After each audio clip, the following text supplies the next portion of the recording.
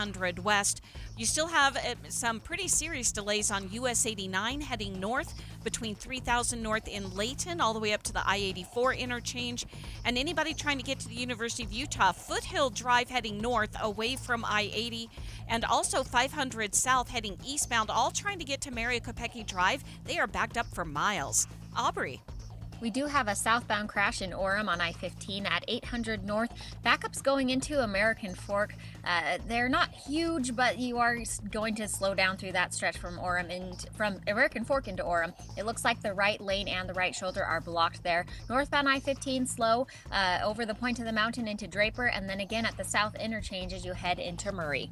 Arctic Spas, hot tubs, and swim spas with stores in Salt Lake, American Fork, and St. George. Comfort with multi-level seating, 100% massaging jets, and adjustable pillows. ArcticSpasUtah.com. I'm Aubrey Withrich in the KSL Traffic Center. 88 for a high today with a few clouds, slight chance of a pop-up storm, more of a chance of rain on Saturday. Right now it's 72 degrees downtown. KSL FM Midvale. KSL Salt Lake City. From the KSL Common Spirit Health Studios, this is KSL News Radio. Utah's news, traffic, and weather station. 9 o'clock at KSL News Radio. I'm Amanda Dixon. KSL's top story this hour, we're learning about a crash in Springville that happened last night. The Springville Police Department says a truck pulling a trailer left the road and was headed toward a couple walking on the sidewalk nearby.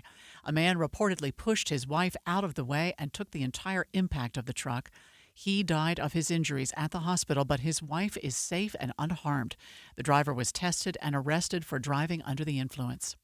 We are learning more about the background of the man shot and killed Tuesday night during a SWAT standoff in West Jordan, and he has a long criminal history. In 2018, police say El Habawi Adam Idris fired a gun injuring an 18-year-old.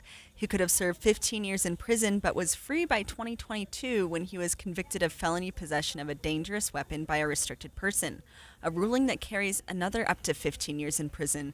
But less than 3 years later, he was out and is now dead after his confrontation with police officers. Brianna Willis, KSL News Radio. In other news this morning, our top national story from ABC News. Right now, Health and Human Services Health Secretary Robert F. Kennedy Jr. is testifying before the Senate Finance Committee. Senator John Cornyn questioned him about the country's health care expenditures. Yeah, throwing money at the problem does not work. We spend 2 to 3 times per capita what European nations spend on health care, and we have the worst health outcomes. We're 79th in health outcomes globally. We will continue to monitor the hearing and bring you the very latest. Your money at this moment, the Dow is up 133 now. That's 0.3%. We're at 45,405. Coming up, a little bit cooler today. We won't see 90 degrees. KSL weather is next. KSL News Time, 9:02. Mornings are for recharging. And they're for starting your day right. We volunteer to join you in the car. Get news and weather at 102.7 FM during the most important part of your day. Andy and Amanda, each morning between 5 and 9 on KSL News Radio. Step back in time and discover treasures from every era at Duke's Jewelers Estate Jewelry Trunk Show. Join us September 26th and 27th for a rare chance to shop one-of-a-kind pieces spanning over 200 years of design.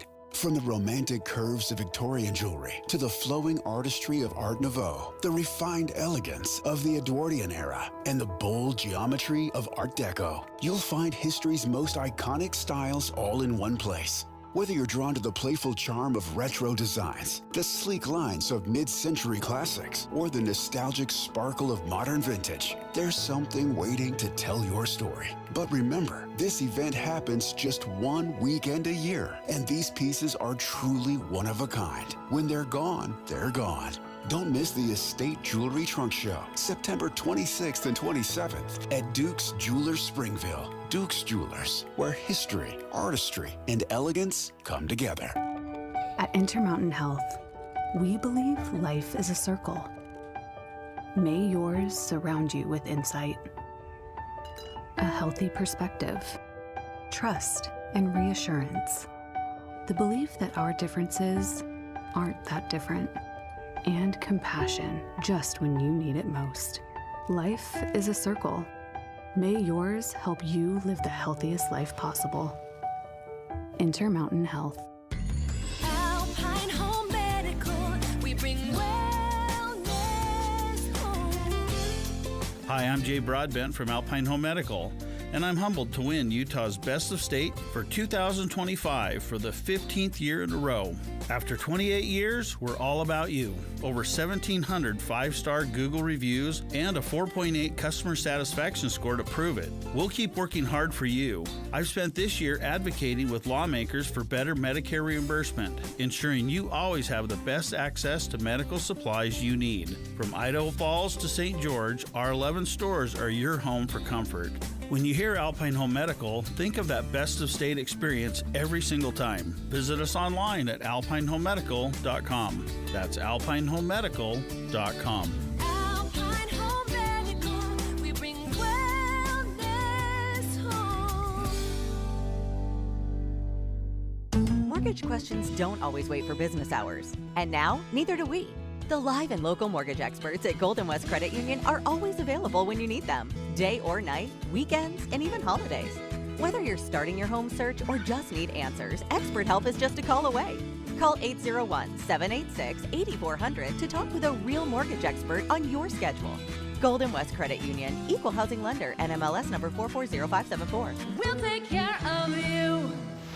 Traffic and weather together, brought to you by Mountain America's My Style checking account. And here is Heather Kelly. We still have plenty of delay northbound I-15 leaving Utah County from Lehigh over the point of the mountain to about 123rd South in Draper.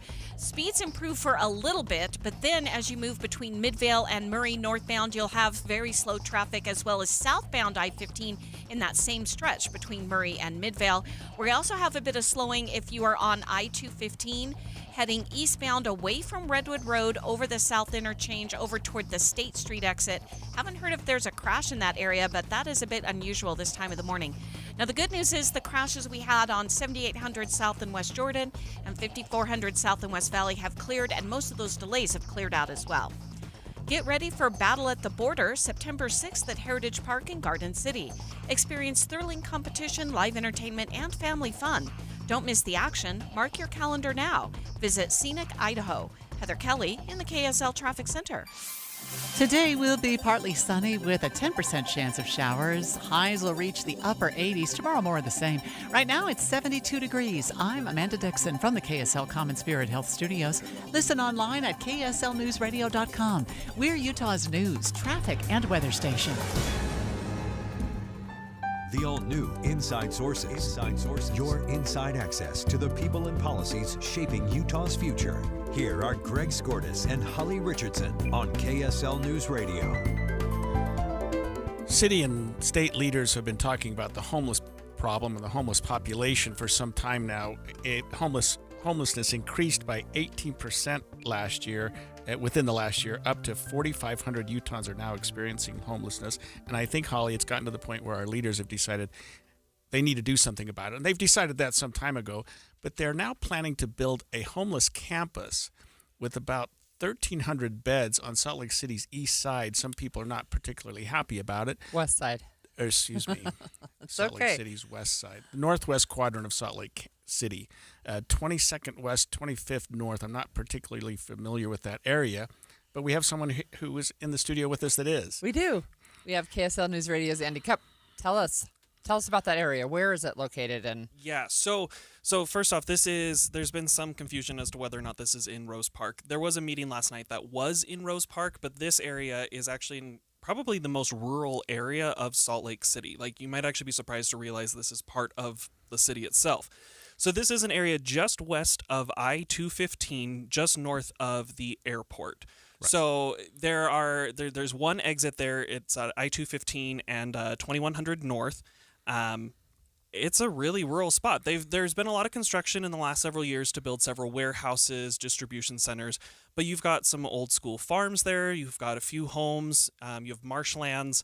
It's a very kind of podunk little area of the city. There's, like I said, there's one exit there at 215. There's an overpass just south of that at 17th North. But otherwise, those are kind of the only ways to get out to this area because it is so far out there. Yeah, north of the airport really helps me visualize where that is. And I know that when a plane takes off, right, you go over it, it does look like there's nothing there, and then you get the Salt Lake. Exactly. You have a bunch of homes just to the east of 215, and then just north of 215 you have all the Foxborough area of North Salt Lake. You've got all that development, but basically there's like if you look at a map, there's a real solid kind of line, and then to the west of that there's nothing. But Andy, anytime you're building something like this, there certainly are concerns within the community, and there are homes not necessarily next door, but not far away, residents, and I don't know whether. I mean, they're talking about this, and they were talking about it last night. What kind of reaction the community's giving so far? Yeah, so I do live in the Rose Park neighborhood. I'll put that out there right now. So I'm a little invested in this. But from people's comments, not my own, people's comments at the meeting last night, people are mostly concerned about the lack of public transit in the area, or lack of transit in general to get out there. So the concern from a lot of people that live in the Rose Park, the Fair Park, the West Point neighborhoods, Jordan Meadows, is that these neighborhoods will be basically highways for the homeless community to get to downtown, or between downtown and this homeless campus. So the concern is that since there is not a lot of other transportation options, they're going to be walking or riding a bike or what have you through neighborhoods, past elementary schools, past middle schools, past parks and regional sports complexes to get out here for services. And that has a lot of folks concerned about what's going to happen between that area and downtown, where a lot of the homeless get other support and other help. Sure. Do you feel like the community feels like they were involved in this discussion? No. So looking at a lot of the comments in the Facebook group and hearing from people last night, it seemed for most people like a kind of blindside. There were several people who already had a feeling that something like this was going to happen, because the city has talked about doing something similar a couple of years ago, and so people were already kind of on the radar, like, oh, this might happen. Also, if you look at a map of Salt Lake City, it's like, well, where else would you build it? You need 15 to 30 acres. There's not a lot of space just left in the city for that. But people were mostly concerned that it was just kind of announced as, hey, this is what we're doing, without all of these other logistical questions being answered at the time. I know we spoke yesterday on Midday with Maria Chaleos to Wayne Niederhauser, the state homeless coordinator, and we asked him about the public transit option, and he said, they have a shuttle. But people on Facebook and people in the meeting last night are concerned about that because, like Greg said, it's 1,300 beds. A shuttle system only goes so far if you have that many beds. Right. Yeah. Thanks, Andy. That was Andy Cupp, KSL News Radio. I think that this is. It seems like right now, Holly, we're in the discussion part of this, but the state is ready to purchase, under contract, literally to purchase 16 acres in near 22nd West and 25th North. I mean, Senator Luz Escamilla told KSL she doesn't think this is the right spot for the facility. Just getting to a medical facility, it's miles away and it takes more than 40 minutes to get there. Hours if you're trying to get public transportation. It's interesting that Andy said people in the community, a lot of them felt kind of blindsided by this announcement. Speaker Mike Schultz from the Utah House, he said, he released a statement yesterday that said this campus, quote, has the opportunity to improve public safety, clean up our cities, and change lives. But he says that's if it's done correctly. Yeah, I can't. I love Luz Escamilla, but I can't imagine they're 40 minutes away from a medical facility. I mean, you've got several hospitals in the downtown area. Maybe it's how you have to get there, maybe right? It's getting there and getting through that area. I mean, the drawings of it look very impressive. 1,300 beds, 16 acres. It's a big lot. And, I mean, certainly the people in the community must be concerned. It's not the kind of thing, I mean, we all deal with the not in my backyard idea. It's a great idea, but don't put it near me. There are certain homeowners, business owners in that area that may be concerned. On the other hand, state and local leaders know we have to do something about the homeless problem. Yeah. It's not fixing itself. Let's hear more from Senate Minority Leader Luz Escamilla on her concerns. We're not afraid of being part of the solution. We want unsheltered individuals to have a place to recover and get better so they can be productive members of our community. But we also have to be heard, and protections need to be in place specifically to public safety to these communities. Do you feel like this is the right location for this? No, I don't think this is the right location for multiple reasons. I don't believe there's enough access to begin with. there's nothing that surrounds that place with services and programs. So unless they're going to bring those services and programs, which is another couple of $100 million of wraparound services that are not there, just getting to a medical facility, it's miles away and it takes more than 40 minutes to get there. Hours if you're trying to get public transportation. So I don't believe that's the right. This is the right place. They're also in wetlands. So I believe the mosquito abatement issue alone is going to cost millions of dollars to address that. To me, those are multiple reasons why I would not have selected this place and why I think it's not the right location. Okay, what else do we need to know? Just what's next, right? So what we've been told, and again, Wayne Earhauser was here as the director of those programs and services for homelessness at the state. We will have those open meetings to hear more about what those needs are for that community and what they need to feel like they're going to have a safe place. I mean, people are concerned in that street. There's not even a walk side. I mean, like, there's so many lacking in terms of infrastructure, and that's going to cost money. So as long as there is a way that we can make sure that the funding is available, I think right now this is still, a thought and an idea, but we want to make sure the public is aware and they can participate in that process. That was State Senate Minority Leader Luz Escamilla talking about her concerns about a homeless camp we're addressing it that is intended to be built in the northwest quadrant of Salt Lake City. When we come back, the Office of Homeless Services will talk to us and address the concerns surrounding the location of the new plan for this big homeless camp in Salt Lake City. Stay with us. Jim Jr. here from RGS Exteriors. I want to tell you about our famous "You Don't Need a Warranty" warranty. That's right. It's a warranty you don't need, but we give it to you anyway. Let me explain.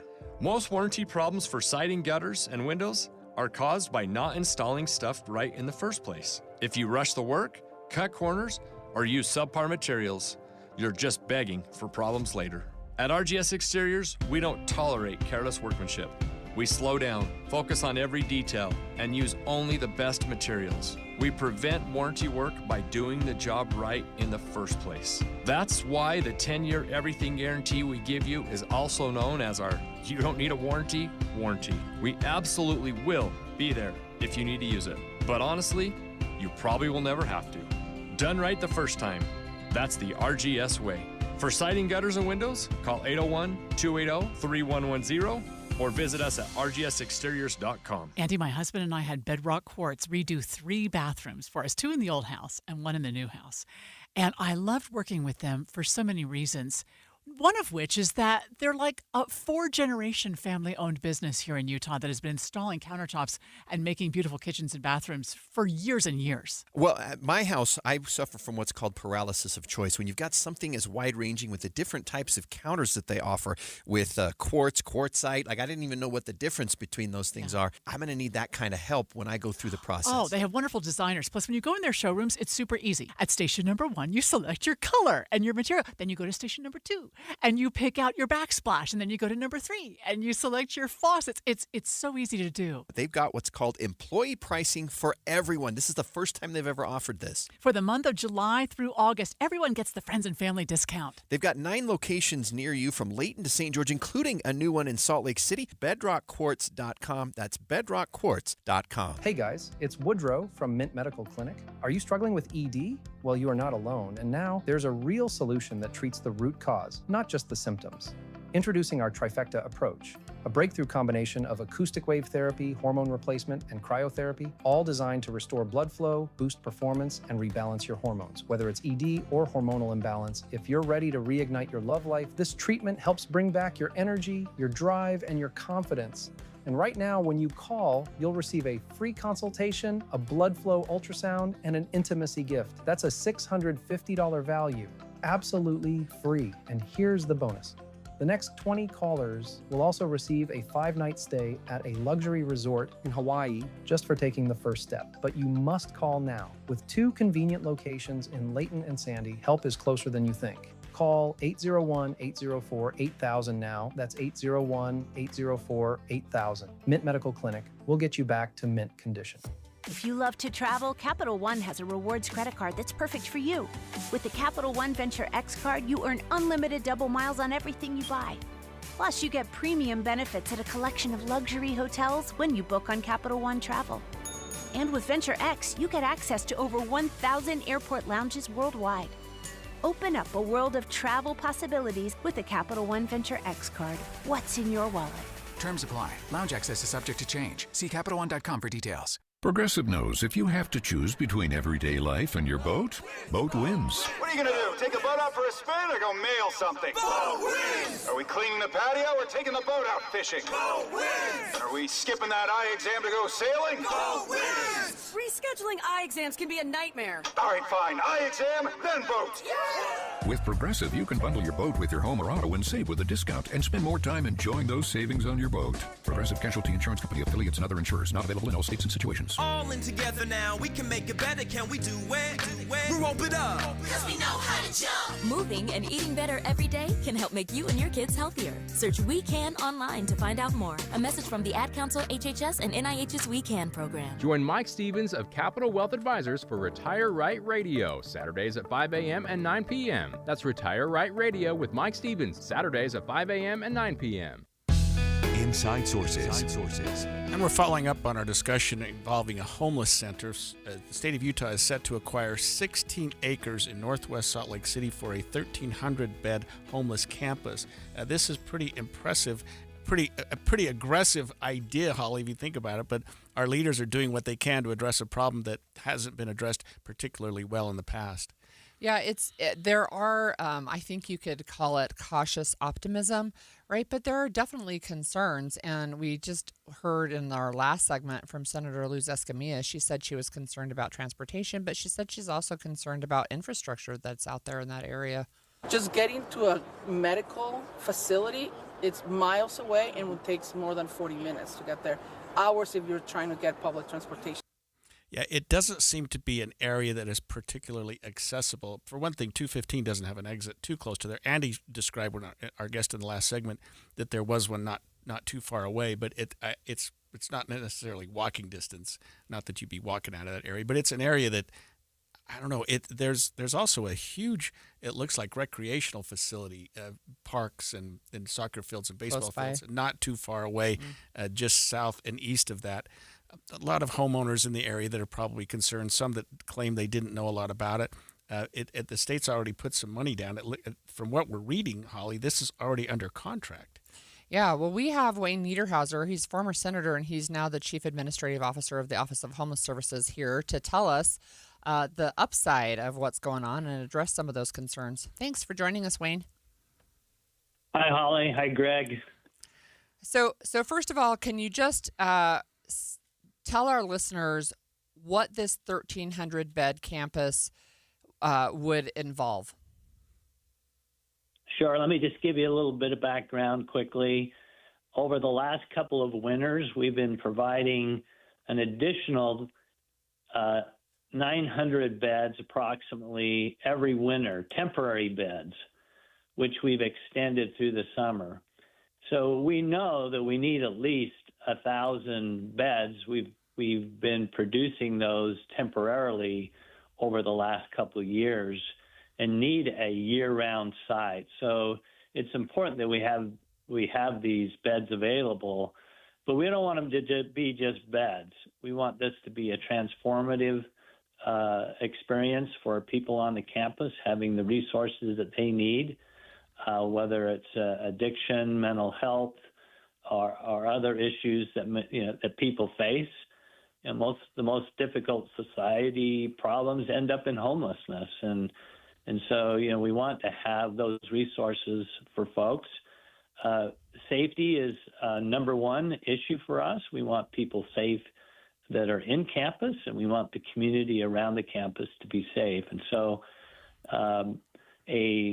public safety and security budget are important to our efforts with this campus.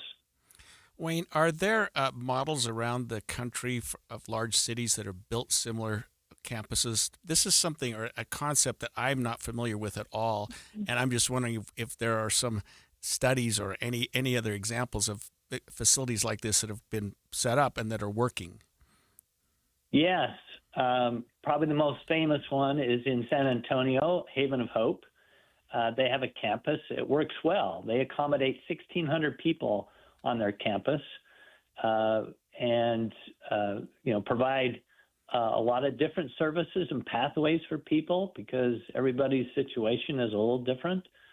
But that is a really good example. We've visited there. We've had a lot of conversations about what it costs to run. We've also been to Reno, Washoe County, Nevada. They just put together a campus called Nevada Cares. They're also putting a lot of supportive housing on their campus. So there's different models out there, and we've studied all these models. We believe that the more having a little more centralized, transformative campus, along with our scattered sites, is actually the best of both worlds for our system. So, what is your response to the pushback that it's already receiving? A couple of things, notably the community members saying they were not aware that this was going to be happening in their area. And then from Senator Escamilla, who is saying things like transportation is not really there, infrastructure is not there, and that they're being, in some ways, unfairly burdened on the west side of Salt Lake City to support this. Well, we realize that there are some things that will need to be addressed, and we already have done a lot of work on this. Let's take transportation, for example. It is a little bit remote. We talked last night in the meeting that we have the Men's Resource Center that's in South Salt Lake. That's quite a ways away from Salt Lake City. This is a spot that's a few miles further away. But we have a shuttle system today that works between the resource centers, and that ramps up in the winter when we have the additional beds. And so we see that with additional resources to our shuttle system, that we could effectively actually provide the transportation for this area. Having control over that in a shuttle way helps us manage the campus better and manage the way people get in and out of the system there. So there's still a little bit of detail to be put on that, but we think that that's a viable solution. We already have a system that works with that, and it would just need to be expanded. As far as the process is concerned, we are concerned with that. We know that we hear what the community is saying. We understand that this is very difficult. But I've been a developer for 30 years, and you don't really ever start a process until you have a property under contract, and you know that's even going to be a possibility. So, we haven't purchased the property. The property's under contract to purchase, and there are some conditions. One of those is funding, and there's that's going to be a most important question to be answered over the next several months. And so I just wanted to let you all know that we feel like that our process with the public and public engagement is just starting, and we let the community know that last night. I'd actually had a community meeting with the same community a couple months ago, letting them know it was a possibility. So we're committed to having engagement from the neighbors in that community in that area. We're speaking this morning with Wayne Niederhauser, State Homeless Coordinator. And you spoke about this earlier, Wayne, but can you tell our listeners, besides beds, besides just giving accommodations for people to sleep, this facility would have a lot more in terms of resources, correct? Yeah, we want to have this a place where people have resources, services readily available to be able to get into those services and work their way through any addiction, mental health problem, or any other issues that they face. So, Wayne, we have a couple of questions from texters, and one of them asks if we are attracting more people experiencing homelessness by building a big homeless complex. What's your response to that? Well, I mean, I can just go by what we've experienced over the last couple of winters. We've been able to create 900 additional beds last winter. They were all full. Our point-in-time count, where we count people who are homeless in our community in January, showed that we did have an increase, but that increase was people in shelter. So we've flattened. It helps flatline the unsheltered population, because unsheltered homelessness is the worst thing we can accept as society. People are living in places unfit to live. There's a lot of abuse. There's criminal activity. It's a high impact on other community folks, neighborhoods. To have unsanctioned camping, we want to have a place for people to go and not be living on the street or along the Jordan River or something like that. There's a lot of places where people are trying to find a place to stay. Thanks, Wayne. That was Wayne Niederhauser, CEO of the Utah Office of Homeless Services. And when we come back, an adult material provider, AYLO, AYLO, is going to pay $5 million penalty to remove pictures of minors being abused on their platforms. We'll talk about the proposed settlement when we come back after the break. 9:30 at KSL News Radio. I'm Amanda Dixon. KSL's top story. Some residents are not happy about the state's new plan to build a 1,300-bed homeless campus just west of Rose Park. State Senate Minority Leader Luz Escamilla tells KSL they just want their voices heard. We're not afraid of being part of the solution. We want unsheltered individuals to have a place to recover and get better so they can be productive members of our community. But we also have to be heard, and protections need to be in place specifically to public safety to this community. Escamilla says the planned site doesn't have enough services around it. Utah House Speaker Mike Schultz said in a statement, this facility can help our cities, but he says without, quote, real accountability through treatment, recovery, and long-term stability, it will fail like every half measure before it.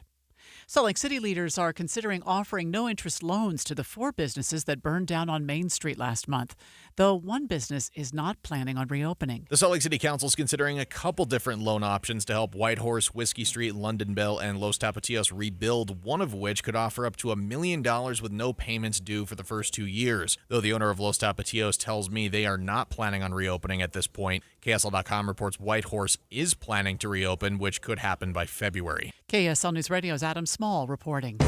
Our top national story this hour from ABC News. Employees are still calling for the ouster of Robert F. Kennedy Jr. ABC's Morgan Norwood has more. More than 1,000 current and former employees at the Department of Health and Human Services are now calling for him to resign. The group saying our country needs leadership that will promote open, honest dialogue, not disregard decades of life-saving science, spread misinformation, reverse medical progress, and decimate programs that keep us safe. He is currently meeting with lawmakers, answering questions about his practices. Your money at this moment, the Dow is up 192 now. That's 0.4%. We're at 45,463. Coming up, we'll get up to the upper 80s today. We'll take a look at KSL weather next. KSL News Time, 9:32. A reminder about the simplest way to get updated for your day. Hit your KSL preset when you jump in the car, and we'll take care of the rest. Hear key news updates and traffic reports. Andy and Amanda from 5 to 9 in your car. KSL News Radio at 102.7 FM. 1-877 Cars for Kids. KARS Cards for Kids. 1-877 Cards for Kids. Donate your car today. 1-877 Cars for Kids. KARS Cars for Kids. 1-877 Cars for Kids. Donate your car today. Donate your car today at carsforkids.org. That's cars with a K. Your car, running or not, can be picked up as soon as the next day. You'll get a maximum tax deduction and a vacation voucher. 1-877 Cars for Kids. KARS Cars for Kids. 1-877 Cars for Kids. Donate your car today. Now accepting donations of land, homes, buildings, or any kind of real estate. If you love to travel, Capital One has a rewards credit card that's perfect for you. With the Capital One Venture X card, you earn unlimited double miles on everything you buy. Plus, you get premium benefits at a collection of luxury hotels when you book on Capital One Travel. And with Venture X, you get access to over 1,000 airport lounges worldwide. Open up a world of travel possibilities with the Capital One Venture X card. What's in your wallet? Terms apply. Lounge access is subject to change. See CapitalOne.com for details. Lowe's knows you've got a job to do, and we help get it done. With the MyLowe's Pro Rewards program, eligible members save more with volume discounts on qualifying orders through a quote of $2,000 or more. Join for free today. Lowe's, we help, you save. Offer can't be combined with any other discount, contract, and/or special pricing. Exclusions, more terms, and restrictions apply. Details at lowes.com/terms. Subject to change.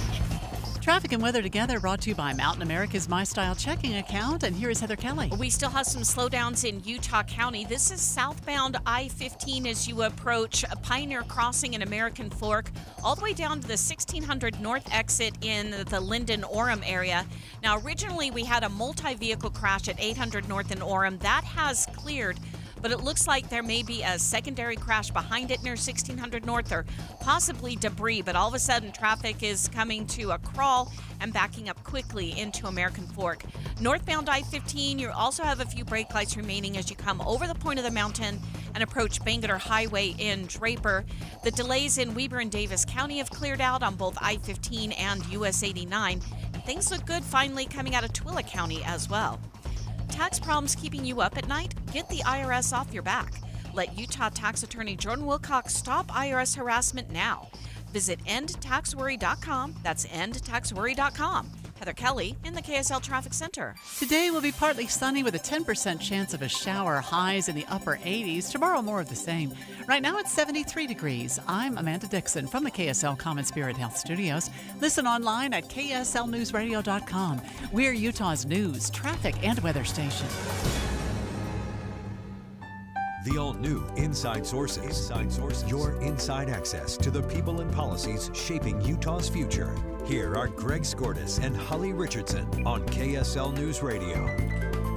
The owner of several adult websites will pay a $5 million judgment to settle a lawsuit, Holly. The Utah Attorney General's office announced that ALO reached this agreement with the state of Utah and the Federal Trade Commission and has agreed to pay a penalty of $5 million to resolve claims of unconscionable and deceptive business practices. So I hope that you and our guest, who is the Utah Attorney General, Derek Brown, can help break this down for me, because this, it feels like a big deal, and I'm not sure I understand it completely. So welcome to our show, General Brown. Thank you, Holly. I appreciate it. Can you just break down for our listeners what this actually does? What is this penalty, and what is this that they agreed to? Well, the First Amendment obviously protects, speech and expressive activities in our society. It does not protect what we call child sexual abuse material, or people who don't give their consent. And a lot of that material is online. And so and it's been sort of just a given, I think, for many, many years that is the case. And so what we've done here, consistent with my mission, which is protecting children, is we've gone after them and forced them as part of this settlement to completely, basically completely change the way that they do business. So rather than us having to go after them, they are going to proactively change their business model, and they will get written consent and agreement from anybody who is on any one of the websites. And so that's why it's such a big deal. I mean, the money is, the fine is one thing, but this will cost them a phenomenal amount of money in terms of just having to, shift their business model and do it in a way that protects kids. And so anyway, it is a big deal because Utah is we are the first state to reach this kind of an agreement and to go after them in this way. And hopefully we're only the first. Hopefully other states will follow suit. And I've already had other state AG offices that are now reaching out and looking at, hey, we probably should do something like this in our state. And that's exactly the goal. And Derek, it looks like they also agreed that for the next 10 years, a third-party auditor will review what they're doing every 2 years. And if they violate it again, they are subject to an additional $10 million fine. So there's a pretty big hook in this. There's a hook, and it's actually it's a twice-a-year report that I mean. So the point is that as the Attorney General, I'm not going to take their word for it. I want a third party to be the one doing the monitoring and verifying that all of these individuals have given their consent, their written consent, to do this. And I think that's one of the powers here is that, and not only is that, and Greg, as an attorney, you'll appreciate this, but what we've done is we have filed this. It's not a contract that we signed with this company.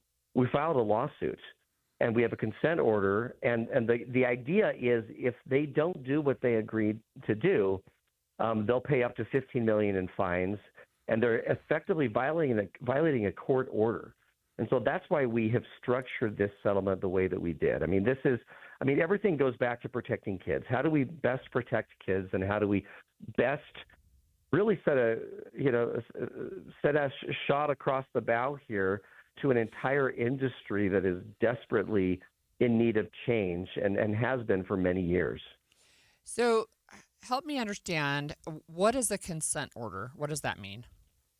Well, this means that we agree with them that they will do that. We have worked with them, and our team of lawyers have spent months negotiating and working with this. It's the umbrella entity, not just for one of these websites, but for hundreds of them. I mean, this is the proverbial 800-pound gorilla in the pornography industry. So first of all, I think it's important that while it's kind of the 800-pound gorilla, the idea is, and someone asked me yesterday, well, do you think the smaller players in the market are watching? And the answer is, I guarantee they are. And my hope is that they shift their practices as well. I mean, this is a warning shot to them. But what it means is that we've worked out this consent agreement. A judge will look at it and say, look, if the two parties have agreed to do this, then we will just judicially put our stamp of approval on it. And now what they do isn't just a contract; it is a judicial order. And so it gives it extra power, extra enforcement power, because now it's not just us monitoring, it's a court ordering. So let me ask you this follow-up question. It seems to me like this 800-pound gorilla has not been willing to come to the table for a long time. What changed their mind? Well, I think what we did is, as part of our process, is our attorneys have requested a number of documents and from them internally. And what they've done is they've through our investigation, we've found out certain things that they've done, certain practices that are pretty abhorrent.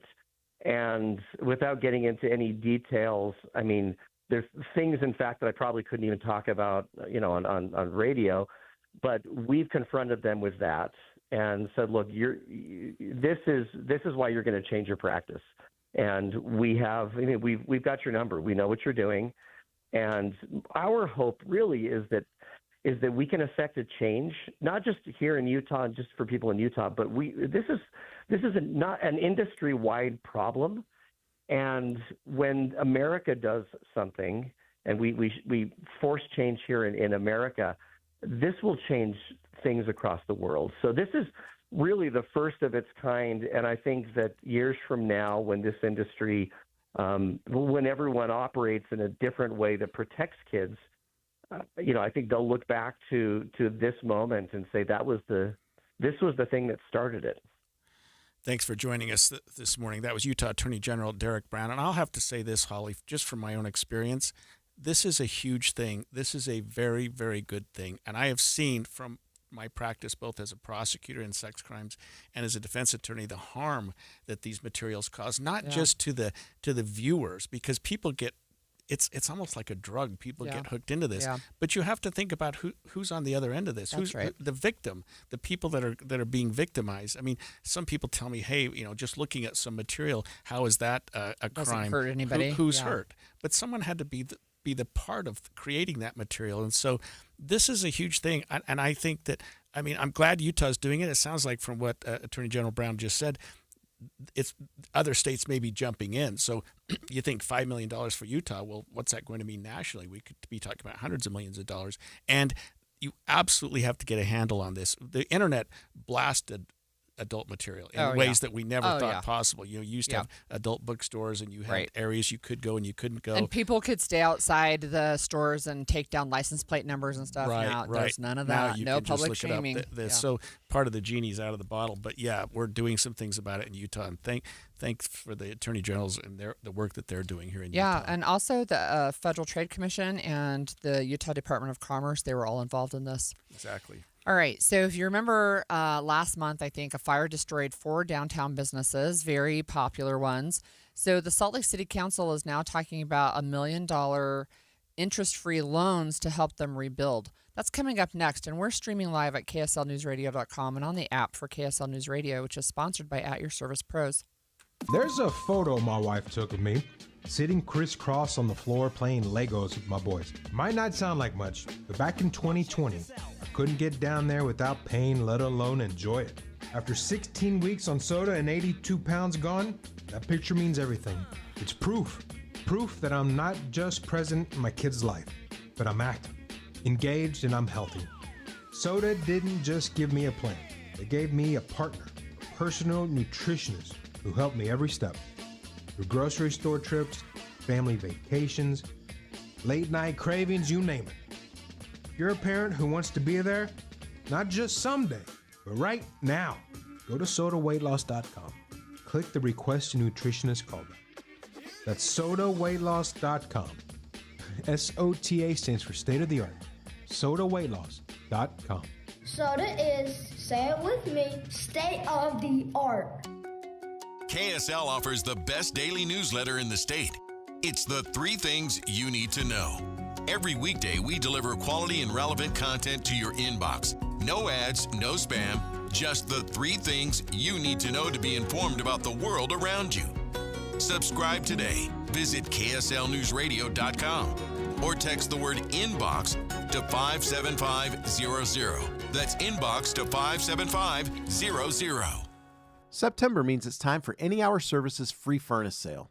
What's up, everybody? I'm Mike Wilson with Any Hour Services, and as summer comes to a close and falls right around the corner, the weather gets, well, perfect. And when the weather's perfect, people need a little extra incentive to replace their heating and cooling system.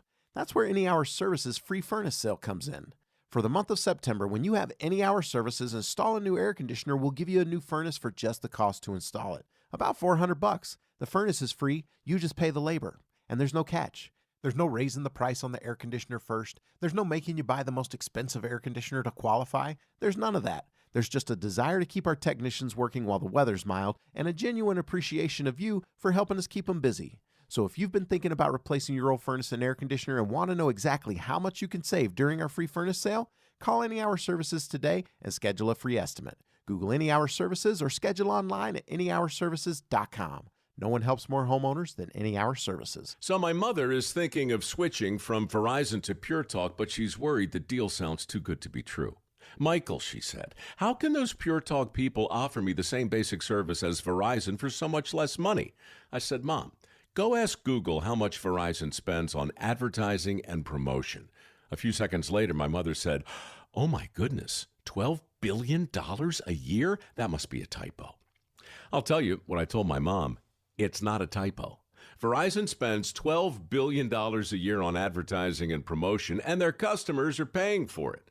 Well, Pure Talk doesn't spend that kind of money on commercials. Trust me, I would know. Consequently, they can offer you and my mother unlimited talk, text, and plenty of data on a blazing fast 5G network for just $25 a month.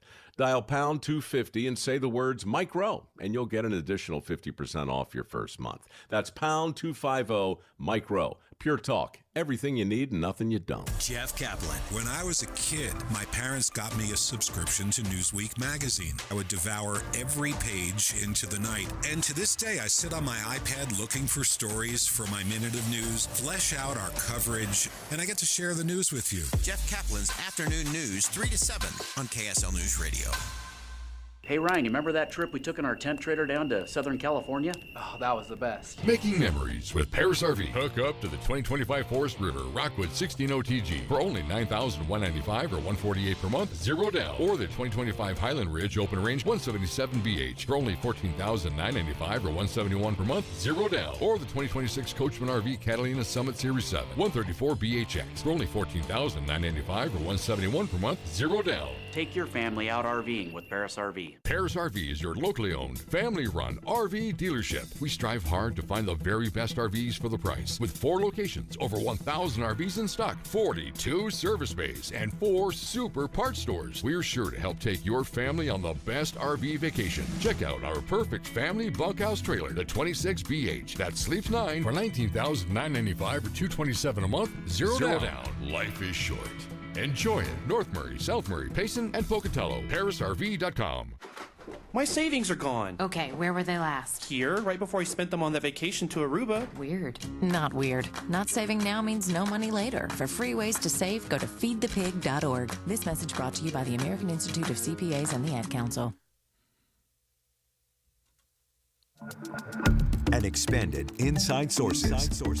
It's been less than a month, Holly, since fire raged through part of downtown Salt Lake. On August 11th of this year, a fire burned 4 buildings, 4 restaurants on the east side of Main Street on the 3rd South block there in Salt Lake. And these were beautiful restaurants in a beautiful area that's trying to be revitalized, like we want all of our city to be. Right now, Salt Lake City's considering an interest-free loan to help these businesses get back on their feet. Yeah, and here's more from KSL News Radio's Adam Small. The Salt Lake City Council is considering multiple no-interest loan options to help Whitehorse, Whiskey Street, London Bell, and Los Tapatios. One of the options they're mulling over is a disaster loan program that would give the business owners up to $1 million to help them rebuild faster, again at no interest, and they wouldn't have to make any payments for the first 2 years. Though I have been in contact with the owner of Los Tapatios, and he told me they are not planning on reopening. They're still currently trying to work with their insurance. KSL.com reports Whitehorse is planning to reopen. That could happen as soon as February. Adam Small, KSL News Radio. And there were actually 4 restaurants that were burned by this. I was a little surprised to hear Adam say that one of the restaurants is not going to do it. But it may be something that's so devastating that you just don't want to. Don't they have other locations though? Los Tapatios. I think they do. Right. Yeah. Good point. Yes. Yeah. But these were beautiful buildings. I mean, I used to office just 2 buildings south of where this fire took place in what is called the Felt Building, 341 South Main. And we would walk along that area. It was a great place to walk for lunch. There were some outdoor seating, a nice place to go after work to sit down and just visit with friends. I mean, and it's part of the whole downtown district that we're doing in Salt Lake City. So I have to say, Salt Lake City, considering $1 million interest-free loan to get these businesses back on their feet makes a lot of sense. I know that it's coming from tax dollars, no doubt, but it is a loan and it will be paid back, no doubt. I would hope, and but it's interest free. I mean, that's the for 2 years. So so when they met last night, this is the Salt Lake City Council. It was a work meeting, so they didn't take any votes, but they were discussing potential options. And one of the things that they talked about was that this potential loan program, interest free for 2 years, and then interest rates from 2 to 5% in the years that followed that.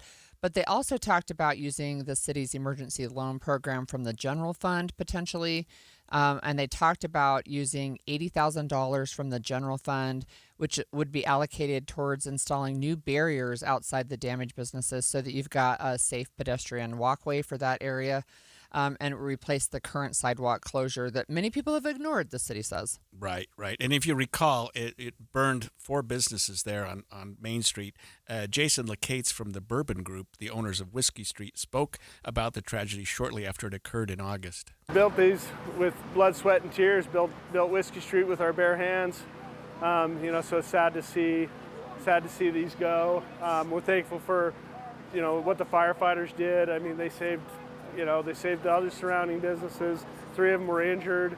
One of them sounds like he was, partially buried for a minute. One broke his ankle, so there were some injuries.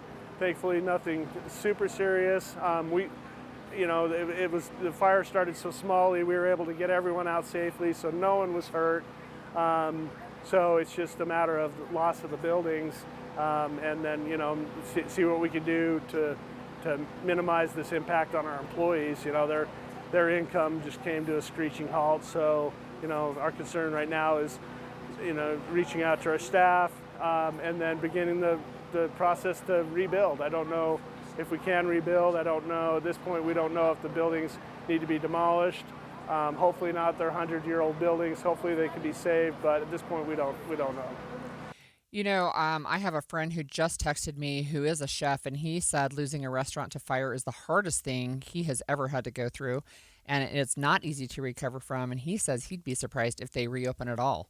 Yeah, I mean, it would be difficult. This was a significant fire. I mean, It took out 4 buildings, and I think that notwithstanding, I appreciate the comments that Jason just said. There were a lot of firefighters there from numerous agencies, and there were no public hurt, but there was certainly some serious injuries to some of the firefighters. It was just a real tragedy. Yeah. We had Mayor Mendenhall. Remember, this is when the fire occurred. She shared her thoughts. It's a tragic loss for Salt Lake City. Los Tapatillos, London Bell, White Horse, and Whiskey Street are at the heart of what Salt Lake City's downtown vibe is. And I think there's a lot of tears being shared among Salt Lakers that see the devastating damage here tonight. We do have some breaking news from KSL News Radio's Verl Johansson. He's coming in now. He's walking in right now you were to call share us, Verl. How the are breaking you? news. What's going on? Yeah, so police in Weber County have arrested 2 people involved in a shooting over the weekend. One of them is 18-year-old Michael Geisbauer. According to the police, he was interviewed by police, and he admitted to being at the scene of the shooting, and then later admitted to police that he fired a weapon 8 times toward a crowd. There was an individual that was struck and killed during this incident. So currently, according to the probable cause statement, he's accused of aggravated murder, obstruction of justice, and 8 counts of felony discharge of a firearm. We'll continue to provide more updates as we continue to get them from police. So did you say that there were 2 individuals involved? Correct, yeah. But they've only identified one so far? They've identified the other one. I believe her name is Mackenzie Sundquist. She's alleged, according to the charging documents, to be the girlfriend of Michael. They say that police say that she withheld information regarding this investigation, that she was also there at the scene with Michael. Verl, can I ask you, is this the situation that was maybe street racing and the person who was shot and killed was a dad there with his daughter? Was that the same situation? I believe so, but I'm not too confident. I'm not too sure. So that's something that we'll continue to provide more information, more update to get more clarity on that situation. I know it's breaking, Verl, and you're kind of just getting this at the last moment. Did you say that they've charged aggravated murder? That would potentially carry the death penalty. Correct. Geisbauer is accused of aggravated murder at the moment. Interesting. As one of the charges. Thanks Thank for you that for joining breaking us. news.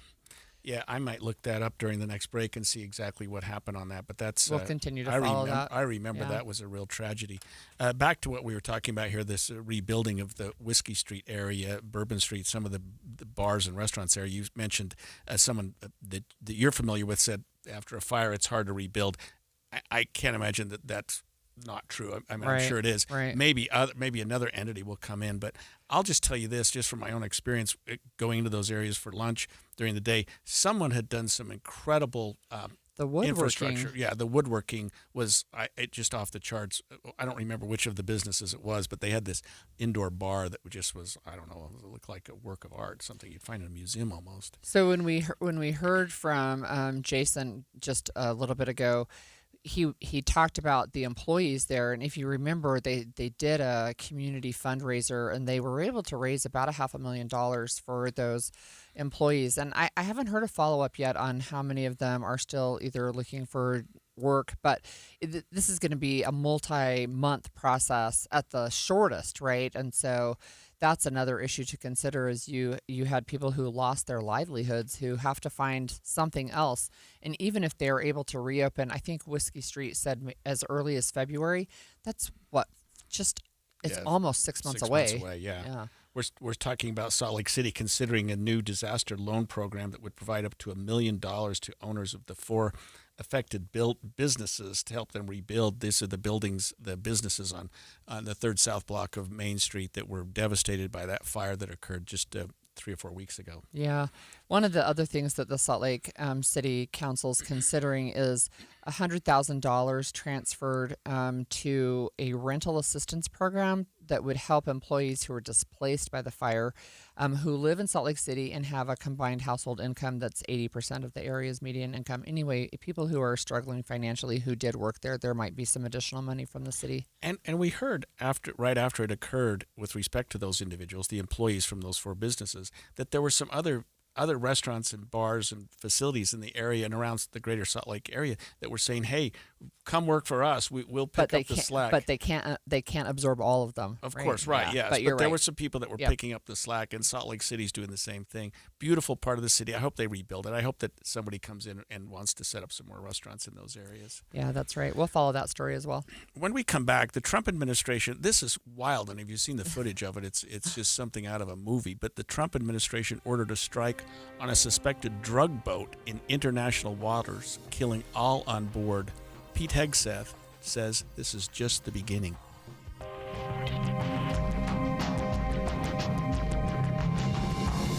KSL FM Midvale. KSL Salt Lake City. From the KSL Common Spirit Health Studios, this is KSL News Radio. Utah's news, traffic, and weather station. 10 o'clock at KSL News Radio. I'm Amanda Dixon. KSL's top story this hour is breaking news. We've just learned about a second arrest related to a shooting early Sunday morning in Weber County, where 3 people were shot, including a 5-year-old. Court documents show Michael Geisbauer told police he was there at a large gathering in a remote area of the county, and he admitted to firing 8 times toward the crowd. A man in his 20s has since died in the hospital after he was hit in the head by a bullet. His 5-year-old daughter was also shot but is expected to recover. A 3rd man was also shot in the shoulder. A woman was also arrested, accused of obstruction of justice. Springville police say a man was hit and killed by a truck last night, but he saved his wife's life before he was hit. We get the details from KSL News Radio's Randall Jepson. We knew there was a serious crash last night near 40th East and 400 South in Springville, but it wasn't until this morning that police filled us in on the details. They now say a truck pulling a trailer, it veered off the road. It was headed straight toward a couple who was just walking down the sidewalk. Police say the man, he spotted the truck. He shoved his wife out of the way, but he was not able to move in time and he was hit. Emergency responders did what they could on the scene, but the man later died at the hospital. His wife was not injured. Police also telling us this morning the driver in that truck, he smelled like alcohol.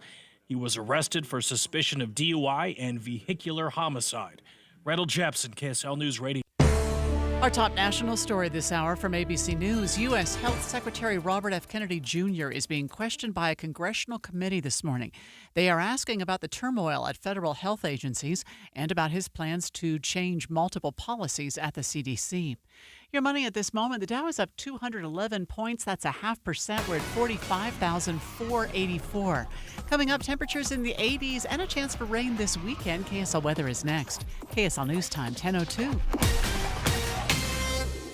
The sources where we get our news matters. When you listen to Utah's Morning News, we want you to feel the stories are important to you and trustworthy. This is Amanda Dixon. And I'm Andy Farnsworth. Join us weekday mornings on KSL News Radio. At Peach Windows and Doors, they help homeowners stay in the homes they love while upgrading to the elegance, efficiency, and natural light of today. With hundreds of 5-star Google reviews, their clients know Peach Windows and Doors deliver what they promise. I wanted to replace standard-size French doors with a large custom sliding door. The update required checking a weight-bearing wall. Plus, I wanted a couple of different styles of windows. The new sliding door created a much brighter and open look. Peach was so helpful along the way with recommendations and ideas, and the installers were efficient and respectful of my space. I was thrilled with Peach Windows and Doors. Visit Peach Windows and Doors Salt Lake Showroom. Schedule a free in-home visit or explore more at peachwindowsanddoors.com. peachwindowsanddoors.com, or just call them at 801-566-1255. Peach Windows and Doors, where amazing home transformations begin. Hey, this is Dan the Laptop Man from PC Laptops. Myth. You might have heard that you need to spend a fortune these days to get a powerful computer. Correction. At PC Laptops, we wanted to prove that wrong. So here's the most amazing deal that we've ever done at PC Laptops for you in over 30 years. The new 2025 S1 desktop or SM3 laptop for only $999. You heard that right, $999. You get a blazing fast processor, 16 gigs of RAM, and over a terabyte of blazing storage for $999. What else do you get? Lifetime service warranty, and we have 12 months special financing on approved credit. Take one home today. Hurry in right now because supplies are limited, because at PC Laptops, we love you. Just check us out at PCLaptops.com. $999, PCLaptops.com. You're listening to Leaf Filter Radio, and the guru of gutter protection himself, Chris Coonahan, is here to take your most pressing leaf-related questions. Hey, everybody, Chris here. I understand we have Ron on the line. Ron, where are you calling from? Uh-oh. Ron, are you calling from a ladder? Well, I was. I wanted to ask Chris what I need to do to get my gutters ready to have Leaf Filter installed. Oh, Ron, you don't have to do anything. A Leaf Filter Trusted Pro will come out and clean out your gutters, realign and seal your gutters, and install Leaf Filter, America's #1 gutter protection system. So I didn't need to get on this ladder? Ron, Leaf Filter Trusted Pros are in your neighborhood and ready to help. Just visit leaffilter.com/deal to schedule your free gutter inspection and get up to 30% off. Thank goodness. What was that site? That's leaffilter.com/deal for your free gutter inspection today. See representative for warranty details. Promotion is 20% off plus a 10% senior or military discount. One discount per household. Traffic and weather together, brought to you by Mountain America's MyStyle checking account. And here is Heather Kelly. We still have a bit of slowing southbound I-15 in Utah County. Your speeds are just below the posted limit as you make your way between Pioneer Crossing and American Fork down into the Linden area.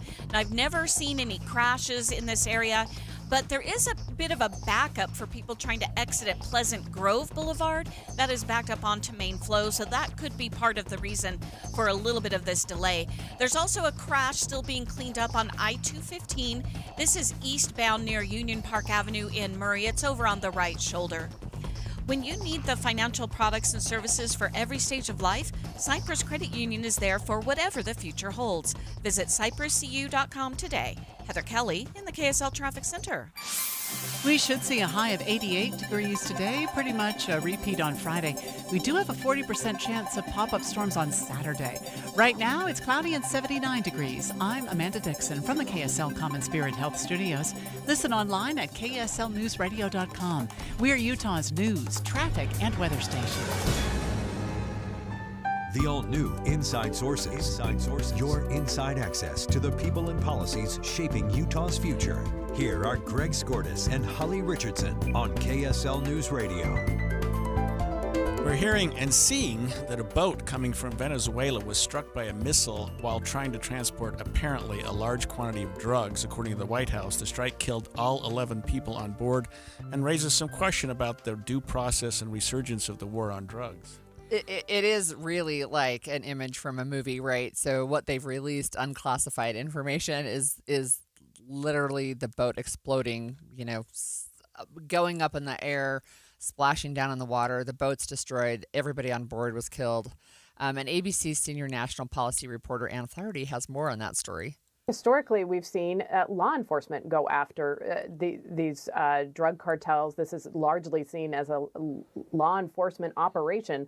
And essentially what President Trump is doing is he's putting the military on the front lines of this drug war, which is highly unusual. And we started to see this last month when the president directed military assets into the region. There are now 8 Navy ships that are operating under U.S. Southern Command's control, most of them in the Caribbean. What's interesting to me, is that I think that this is, for a long time we talked about we need to de-escalate the war on drugs. This is an escalation of the war on drugs. I'm not saying I'm opposed to it, but it is an interesting way to do this. Yeah, President Trump justified the strike, saying the boat was known to be filled with drugs. We have tapes of them speaking. It was massive amounts of drugs coming into our country to kill a lot of people. And everybody fully understands that. In fact, you see it. You see the bags of drugs all over the boat.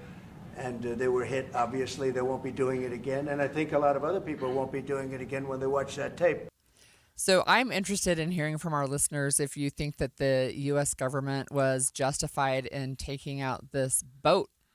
Yeah, I mean, it sort of turns the whole idea of due process on its head. A little bit. I mean, there was one of our texters said, "Hey, did they give him a chance to surrender, or did they pull up and say, 'Hey, what are you guys doing?'" I mean, they just blew this boat up, and Right. you know, Trump continued to share his concerns about the origin of the alleged smugglers, criticizing Venezuela. Venezuela's been a very bad actor. They've been, as you know, they've been sending millions of people into our country. Many of them Tren de Aragua, some of the worst gangs, some of the worst people anywhere in the world in terms of gangs. And we had some in Washington, D.C. We took care of them very quickly, but they're out of here. They've gone. You know, what's interesting is I actually have worked with Venezuelan refugees, and I think there's no question that the leadership of that country has just destroyed the country. But not everybody in Venezuela is a drug dealer. I do need to be clear about that. But we also have Marco Rubio, Secretary of State. He said, the Washington Post quotes him as saying that the U.S. forces could have stopped the boat. That's what they typically do. They'll stop the boat. They'll board the boat. They usually do it with the Coast Guard. Now we have a Navy presence as well. But that President Donald Trump chose instead to destroy it, killing everybody on board, and he wanted to send a deterrent message to traffickers. Yeah, and it certainly will do that. I mean, we don't know. Apparently, Pete Hegseth knows, and Donald Trump apparently knows who was on the boat. Right. He claims that they intercepted some conversations with them. The boat was traveling pretty quickly, and it looked like a fairly decent size. It was a speedboat. Craft, yeah. Yeah, it was a speedboat, not like a little putt-putt. And another thing we don't know, and maybe you know more than I do, is how it was blown up. But it looked like it. Whatever The news it was. stories say that information is still classified, so they don't know if it was a drone or a missile or a torpedo. It was something big. It was a compellingly good hit. I mean, whoever fired that one knew what they were doing. But I don't know. I think the public's going to think this is a good way to fight the war on drugs, and look, maybe we've taken the concept of due process too far. I'm not saying that, but look, that's one of the questions that people have, and they're saying, did they even have a chance to say, hello, we're not carrying drugs. I don't know. But we do have one texter, and again, you can text us. We have two texters, actually. You can text us at 57500. But one says, I'm not a fan of drug dealers, but is it legal to blow up a boat in international waters, and what proof did they have? And another one says, good job, President Trump, destroy those boats filled with drugs. Okay, let me answer the first question. Hey. Is it legal? Almost certainly not. I mean, I don't think that was a legal act. International waters, I mean, I don't think you can just do that. Now, if in fact, and we'll know maybe more later, they had some surveillance or some information otherwise, but I still don't think you can simply just blow the boat up. I can't imagine that would be legal. Again, I agree. I mean, I'm not an attorney, but I wonder with President Trump's recent actions, and we'll actually talk about that in the next segment about, I feel like he thinks he has, because he's the president and the Supreme Court says presidential actions have immunity, that by default anything he does is legal. Yeah. Defense Secretary Pete Hegseth did say on an appearance on Fox and Friends that the administration officials, quote, knew exactly who was on the boat and, quote, exactly what they were doing. He didn't offer any evidence to support that, but he did say, similar to what the president said, that they knew what was going on. They knew what was happening on that boat, and they took it out because of what they believed was what they claimed they knew was happening. Right. And Marco Rubio, he was in Mexico City, actually, and when this happened, and he was at a news conference and was asked questions about this. And he just said, look, trying to seize drug shipments hasn't dissuaded the cartels and traffickers. And then he said, what will stop them is when you blow them up. Yeah. And so this is going to get the attention of drug smugglers. This will certainly do what I think the administration's goal was. Is it a means to an end? Is it a justifiable means to an end? I don't know. I wonder if they'll. I mean, I'm really opposed to drug traffickers who are harming and killing people because of the drugs that they transport. But I wonder if they would start putting civilians on their boats, right? And then just saying, hey, we have civilians here. We have women and children here. I wonder. That's not uncommon for terrorists, drug smugglers, and whatnot to put citizens in the line of fire to prevent them from being attacked. But yeah, that happens. Yeah. One texter wants to know if we can be sure if the boats had been approached by the Coast Guard or whoever, that they would have been in danger. Maybe they would have been in danger if they had approached that boat. That's a good question too. Yeah, we don't know whether we'll learn a lot more, but we don't know whether the individuals on the boat were armed, and if approaching them puts other people at danger. And if that's the case, you don't have to wait till you're shot at before you can shoot down a boat. But it is important that you. One texter does ask, what would our response nationally be if President Obama had done this? I think that's a fair question to ask. I do too. I can just answer and say President Obama would have never done this. But that's just me. That's just me. I mean, and maybe drugs were coming into the country under his watch that shouldn't have been. So if your goal is to get drugs from coming into the country, maybe there's some things that you think you need to do.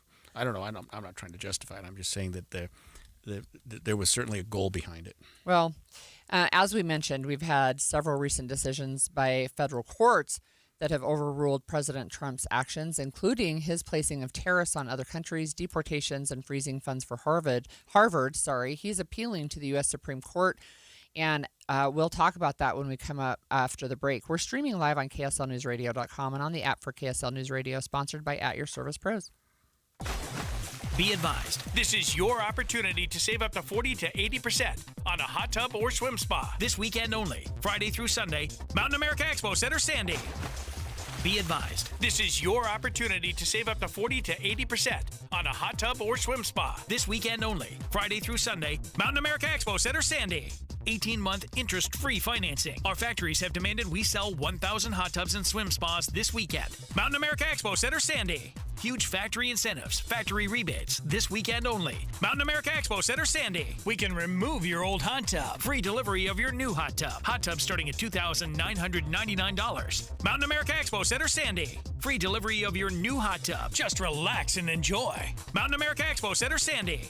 Friday, 2 p.m. to 8 p.m. Saturday, 10 a.m. to 8 p.m. Sunday, 10 a.m. to 6 p.m. Free admission, free parking, free delivery. Mountain America Expo Center, Sandy. Call 833-SPA-SALE or visit hottubandSwimSpaSale.com. It's summer, and we all know what that means. It's officially moving season, a time filled with hours of packing, unpacking, and so much bubble wrap. But the first thing you should do when moving into your new home is make sure that the Wi-Fi is booming with Xfinity. It's super quick and easy to set up. Then boom! You'll have your new home hooked up with the ultimate Wi-Fi experience faster than the time it takes to parallel park a moving truck. Then you'll be back online with the most reliable Wi-Fi with the best-in-class equipment from Xfinity, so you can just kick back, relax, and stream your favorite movies and TV shows while somebody else deals with those boxes. Because with Xfinity, the only thing you'll have to worry about is remembering where you packed the remote. Make the right and easy move with Xfinity. Learn more at xfinity.com/move. Restrictions apply. Not available in all areas. Most reliable Wi-Fi claim based on Open Signal Awards USA Fixed Broadband Experience Report August 2024. Go to xfinity.com/move. The Utah RV Super Show, the premier RV event of the year, is back at the Mountain America Expo Center Thursday, September 11th through Sunday, September 14th. Come see new 2026 models and special closeout pricing on all 2025 models. The Utah RV Super Show is offering family passes Thursday, September 11th for $10 per family. Unplug from distractions and plug into family at the Utah RV Super Show. Discount passes at UtahRVSupershow.com.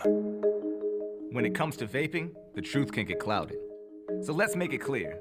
Vaping is not safe for kids, teens, or young adults. It's just not. Because vaping can put microscopic particles into your lungs. And dangerous things like metals and volatile organic compounds into your body. And nicotine, the same highly addictive substance found in regular cigarettes. Nicotine can harm a person's brain development through their mid-20s. Affecting learning, memory, attention, and impulse control. and priming the brain for other addictions. Vaping products also come in kid-friendly flavors that can make them appealing to youth. And many kids also use other drugs, like marijuana, in vaping devices.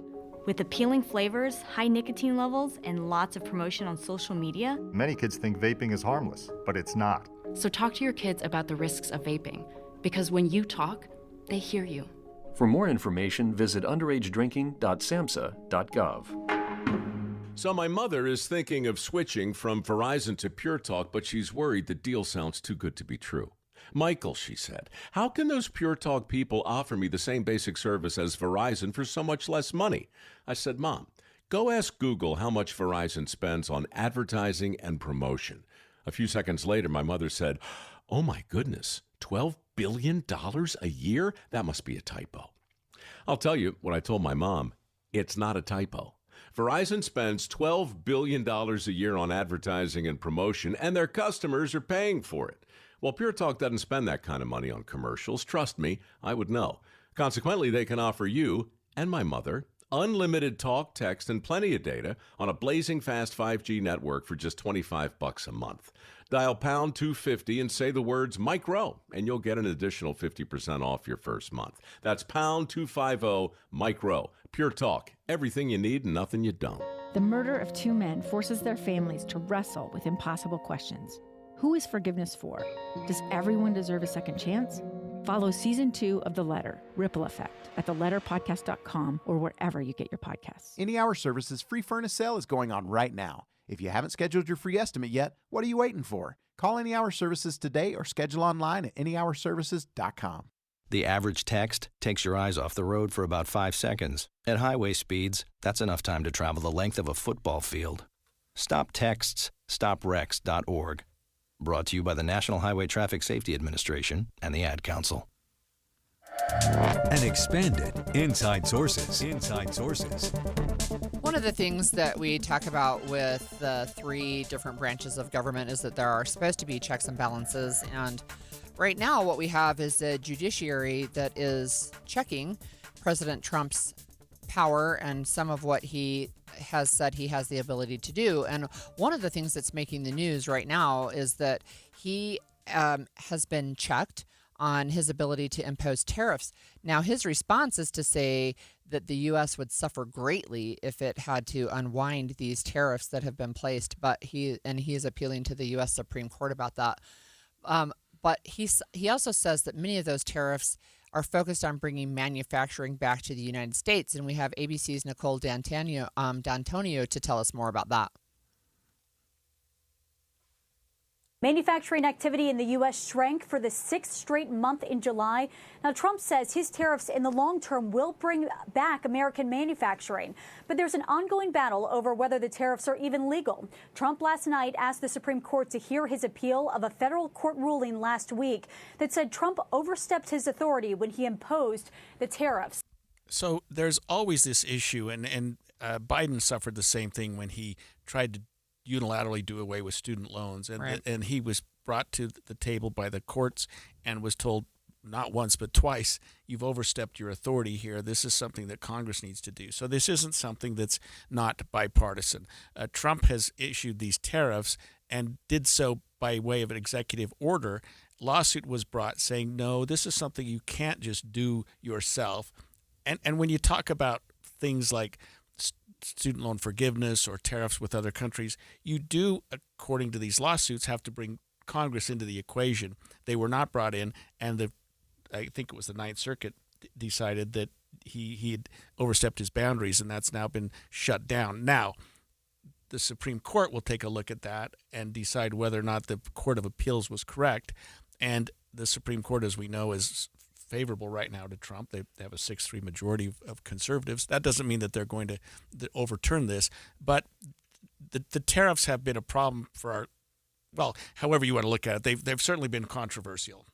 Yeah, and we have, again, we just heard in that clip that 6 months of contraction in U.S. manufacturing, right? I mean, at what point do you say, okay, the tariffs will bring manufacturing back to the United States, but when does that happen, right? And what's the cost between now and then? I will just say this. So on Friday, after the ruling came down, President Trump said that it would be a total disaster for the country and would literally destroy the United States of America if he could not keep those tariffs in place. He said that he had the right to do this. This would create a foreign policy disaster. That was actually U.S. Trade Representative Jamieson Greer. Treasury Secretary Scott Bessent said it would dramatically impact Trump's ability to protect the national security and economy of the United States. President Trump himself said the loss would lead to a Great Depression. And Marco Rubio last week said that removing these tariffs, ruling them illegal and removing them, would actually make it harder for the administration to end the war in Ukraine. Which is, how do we get from point A to point B on that one? I mean, who knows? But I think we're overthinking it a little bit if we're saying doing away with tariffs is the end of society as we know it.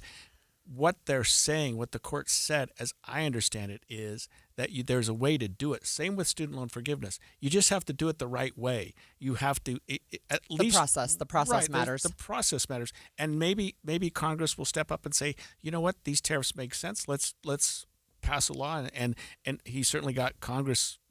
He's got a majority, both houses Republican right now. If they think tariffs make sense, do it. And I would think that there would not be a good legal argument that they've overstepped their boundaries if Congress jumped in and did this. Yeah. There's some other court decisions as well that have really, set back, I guess, some of the goals of the administration. One of them recently was that a federal court rejected the Trump administration's use of that 18th century wartime law known as the Alien Enemies Act to deport Venezuelans.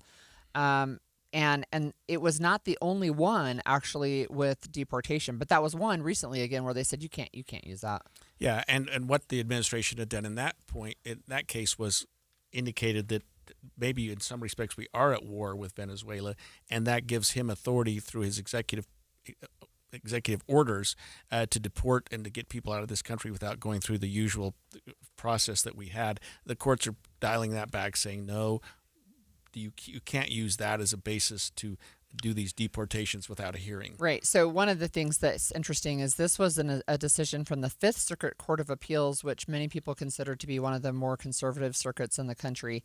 And what they said was our country isn't being invaded. So in spite of language that has been used to call it an invasion, that we are not actually being invaded and we're not subject to the Alien Enemies Act. Yeah. And so now we're looking at the boat that was blown up just from the last segment. The same thing is that within the powers of the administration. And we're getting some text critical of me a little bit because President Obama certainly deployed his drones and whatnot against other nations during his tenure there. And I didn't mean to say that he didn't do that. I just thought that the specific instance of this boat would not have occurred under that watch. Right. So, and I just got a text telling me to stop saying the word right, which is a habit I picked up a long time ago when I started public speaking. So when see. You're talking, I don't know if when you're responding to me, I want you to say right as often as you can. Okay. Or wrong if I'm wrong. I'll try. So, look, one of the issues that we're facing is that President Trump has done by executive order things that typically do go through Congress. And we've seen this in Washington, D.C., but we also saw it with the deployment of National Guard troops in L.A., right? Claiming that there is an emergency that's happening. And because there's an emergency, then that gives him these powers, right, to do that. And that's one of the things that the courts are saying is there is no actual emergency that gives you these broad powers. Yeah. A third decision that we're talking about was a decision that to cut by the administration to cut $2.2 billion in funding to Harvard University. That's also been overturned by a court. That controversial decision was presented as a measure to combat anti-Semitism. Here's ABC's Stephen Portnoy with more. In ruling for Harvard, federal judge Allison Burroughs says the Trump administration has used anti-Semitism as a smokescreen for a targeted, ideologically motivated assault on the nation's premier universities. In pulling more than $2 billion in research grants, Judge Burroughs says the administration ran afoul of the First Amendment and federal law. Anti-Semitism is intolerable, she writes, but she says she can't see how the safety of Jewish students on campus would be improved by the canceling of federal grants to research such things as Alzheimer's, heart disease, and autism. That's a fair question. Yeah, that was a pretty aggressive stance by the administration. I don't know. I did learn from all this that Harvard University doesn't have a lot of sympathy. I mean, people are talking about like poor Harvard, and like, no, that didn't work too well. But if you think about some of the causes, some of the things that they were using the money for, cancer research, things like that, it became a little bit more sympathetic. Harvard students obviously have expressed some relief about this. Sia Patel, a bioengineering student at the university, shares her relief. But it made me happy to know that like the judicial system is sticking up for us and that they'll have our back. It's interesting. So I don't know how many of these decisions the administration will be appealing. I'm going to assume that they'll appeal all of them, but for sure the tariff one, they want the Supreme Court to take this up like immediately and rule on this. Yeah, my guess is of the three we've talked about today, and the administration has a share of wins. We're just talking about three setbacks that we've heard just in the last week or two. My guess is that there will be appeals taken on all of these because these are intermediate courts of appeals. Actually, two of them are trial courts. So, there's a lot of appellate levels that could still be ahead for the administration if they choose to do that. My guess is they probably will. Yeah, I think they will as well. And again, all of these are while things are underway, deportations are underway, et cetera, et cetera. This is an interesting stat. For the first time since 2021, there are more workers looking for jobs than there are jobs available. That's hard to imagine. That in the past, it's been the opposite. We'll talk with a senior economist about what this means when we come back. 10:30 at KSL News Radio. I'm Amanda Dixon. KSL's top story, Roblox is implementing new safety features for kids. KSL News Radio's Alexandria Bonilla reports. Since January of this year, the platform has implemented over 100 safety initiatives. These new features will reportedly expand age estimation. The platform plans to do that by combining facial age estimation technology, ID age verification, and verified parental consent. Roblox hopes it will provide a more accurate measure of a user's age and will pair it with a different system designed to limit communication between adults and minors. The game has had issues in the past with inappropriate content, and it's hoping to prevent that from happening again in the future. Alexandria Bonilla, KSL News Radio. Our top national story this hour from ABC News, Robert F. Kennedy Jr. is disputing a claim by ousted CDC Director Susan Menares. She claims the health secretary ordered her to pre-approve vaccine recommendations from a CDC advisory committee. He was questioned by Representative Ron Wyden. No, I did not say that to her. And I never had a private meeting with her. So there are witnesses to every meeting that we have, and all of those witnesses will say, I never said that. So she's lying today to the American people in the Wall Street Journal? Yes, sir. He says Menares is lying to the American people. Your money at this moment, right now the Dow is up 206. That's 0.5%. We're at 45,477. Coming up, we top out in the upper 80s today. KSL weather is next. KSL News Time, 10:32. Mornings are for recharging. And they're for starting your day right. We volunteer to join you in the car. Get news and weather at 102.7 FM during the most important part of your day. Andy and Amanda, each morning between 5 and 9 on KSL News Radio. Turn everyday spending into an extraordinary escape. Shop with any Mountain America credit or debit card for a chance to win a $5,000 vacation voucher. Simply tap, insert, swipe, or click to be entered to win now until October 31st. Use any card, win any trip from Mountain America Credit Union. Visit macu.com/anycard for official rules or to apply. Loans on approved credit. Membership required based on eligibility. Insured by NCUA. Limited time offer. Offer can change or be withdrawn at any time. Wesley Financial Group is not a law firm. Hi, I'm Chuck McDowell, the timeshare cancellation guy. In 2011, I founded Wesley Financial Group with one goal in mind: to help honest folks out of their timeshares permanently. Today, I run Wesley with my two sons, a real family business, treating every client and every employee like we'd want our own family treated. That philosophy has helped us grow into the largest, most trusted timeshare cancellation company in the United States. Fortune magazine even recognized us as one of the best places to work. Why? because we genuinely care. In fact, some of our former clients were so moved by their experience working with us, they joined our team so they could help others to timeshare freedom. If you're stuck in a timeshare, give us a call. Let our family help your family. Call Wesley now for your free timeshare exit kit. 800-549-8866. 800-549-8866. 800-549-8866. If you love to travel, Capital One has a rewards credit card that's perfect for you. With the Capital One Venture X card, you earn unlimited double miles on everything you buy. Plus, you get premium benefits at a collection of luxury hotels when you book on Capital One Travel. And with Venture X, you get access to over 1,000 airport lounges worldwide. Open up a world of travel possibilities with the Capital One Venture X card. What's in your wallet? Terms apply. Lounge access is subject to change. See CapitalOne.com for details. I'm Ed Evans, CEO of Consumer Cellular. We're dedicated to serving people 50 and up like me. Our needs are different. Big Wireless wants us in an unlimited plan, but if you're not using all that data, you're probably getting used. At Consumer Cellular, we're focused on affordable, reliable plans, including data that suits your needs, not ours. Our plans start at just $20, and you'll get the best customer service in the business. Call 1-888-FREEDOM or visit consumercellular.com/facts. Plans include $5 credit for auto pay and e-billing. See site for additional facts. Traffic and weather together, brought to you by Mountain America's My Style checking account. And here's Heather Kelly. Well, we're finally at freeway speeds all across the Wasatch Front, whether you're on I-15 throughout Utah, Salt Lake, and Davis counties, the east and west side belt routes in the Salt Lake Valley, or I-80 going through Parleys Canyon. Also, no accidents reported on city streets, so that's a good drive for anybody having to use those roadways. So you should be able to get to wherever you're going in good time right now. Try UTA and get more done while you ride. Games, works, books, shows, you'll be too busy to notice all the traffic you're missing. Plan your trip at rideuta.com. Heather Kelly in the KSL Traffic Center. We should get up to 88 degrees today in Salt Lake City, 87 tomorrow, then a chance of thunderstorms on Saturday. Right now it's 79 degrees. I'm Amanda Dixon from the KSL Common Spirit Health Studios. Listen online at kslnewsradio.com. We're Utah's news, traffic, and weather station. The all-new Inside Sources. Your inside access to the people and policies shaping Utah's future. Here are Greg Skordas and Holly Richardson on KSL News Radio.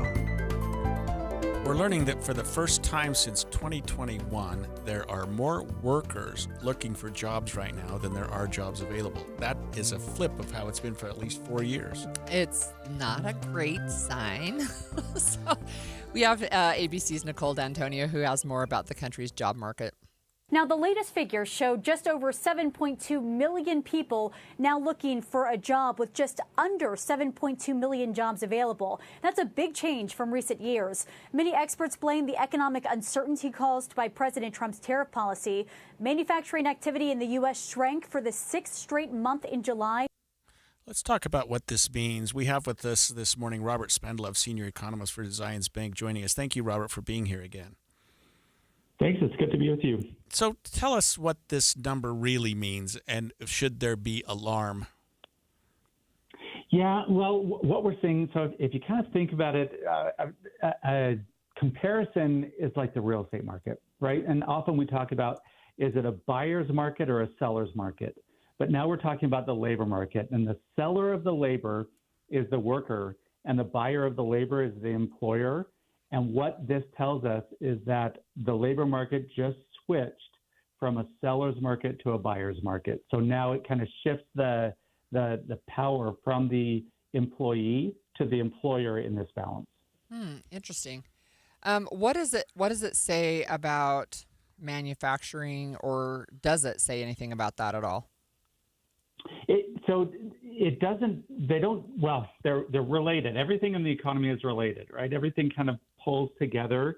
And what we're trying to do is we're trying to pick out and understand what's happening. There's rarely like a really obvious sign of what's happening in the economy. And there's some areas that are really easy to understand. And then there's others that are more difficult. The unemployment rate is much easier to understand. Manufacturing employment or labor production, some of those are a little bit tougher to interpret. But when you take them together, what we see overall is that we're seeing signs of a slowing economy. I would have thought, Robert, that, and maybe I'm just naive, that with the number of people who are being deported, that there would certainly be a number of more jobs opening up. And maybe there have been, but it just hasn't been enough to make up this difference. And by the way, the 7.2 million is sort of over and under. It's a pretty close number. Yeah, and so you have, this is one of the tougher ones that shows up in the data. And so, and just to kind of put this week in perspective, this is kind of like labor or employment week. So we got a new report yesterday. It's the Job Opening and Labor Turnover Survey. And then today we got the weekly unemployment insurance claims. And then we also got an employment report from ADP.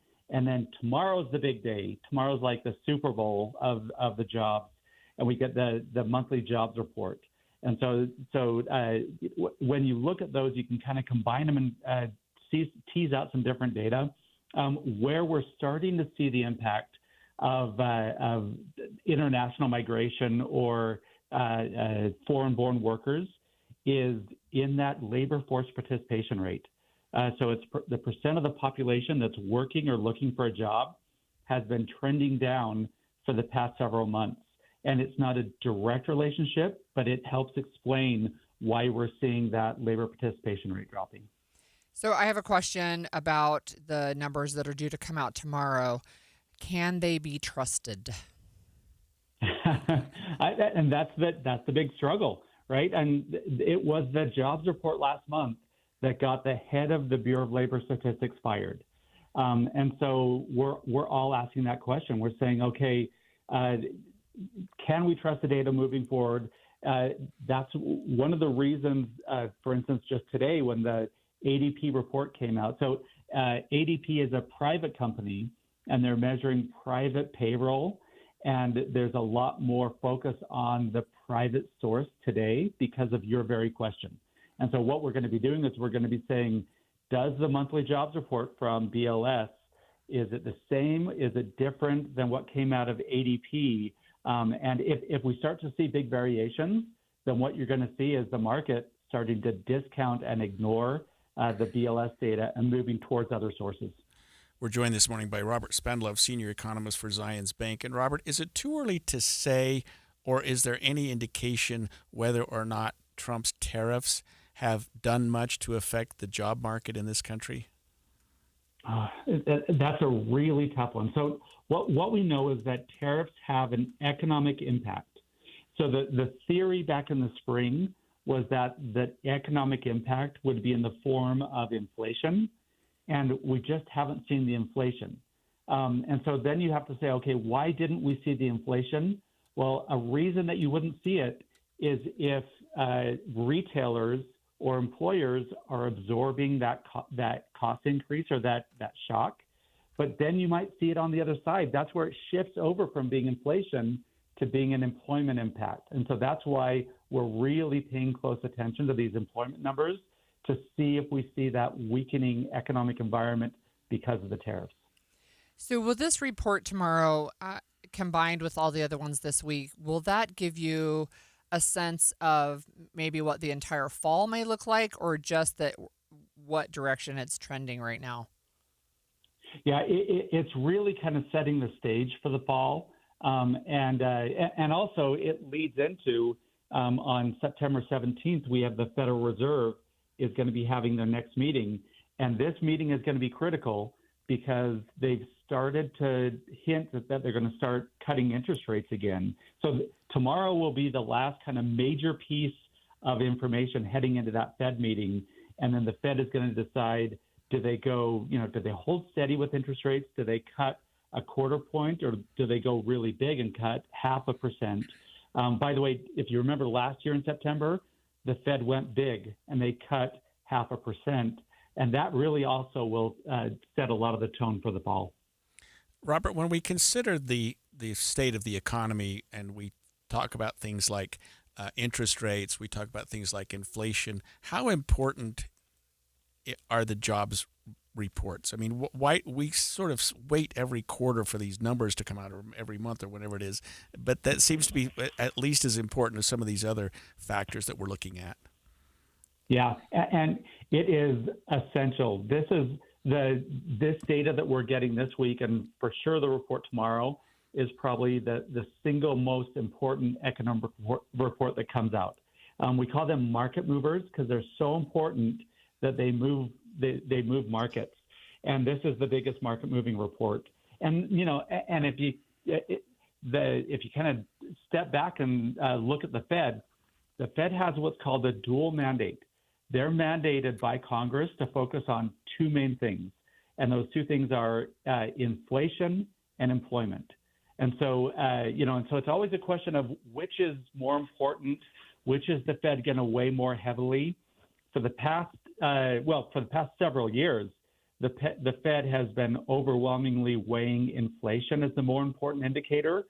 But just a few weeks ago in Jackson Hole, Jerome Powell said we're shifting our focus, or we're pivoting away from inflation being more important to employment being more important. So that really kind of sends the message to everyone, okay, we need to be really focusing on the labor market, because we're starting to see this shift going on. Job availability is dropping. I hear it when I talk to people. They're getting more nervous, and they want to make sure that we don't see this softening of the labor market turn into a collapse of the labor market.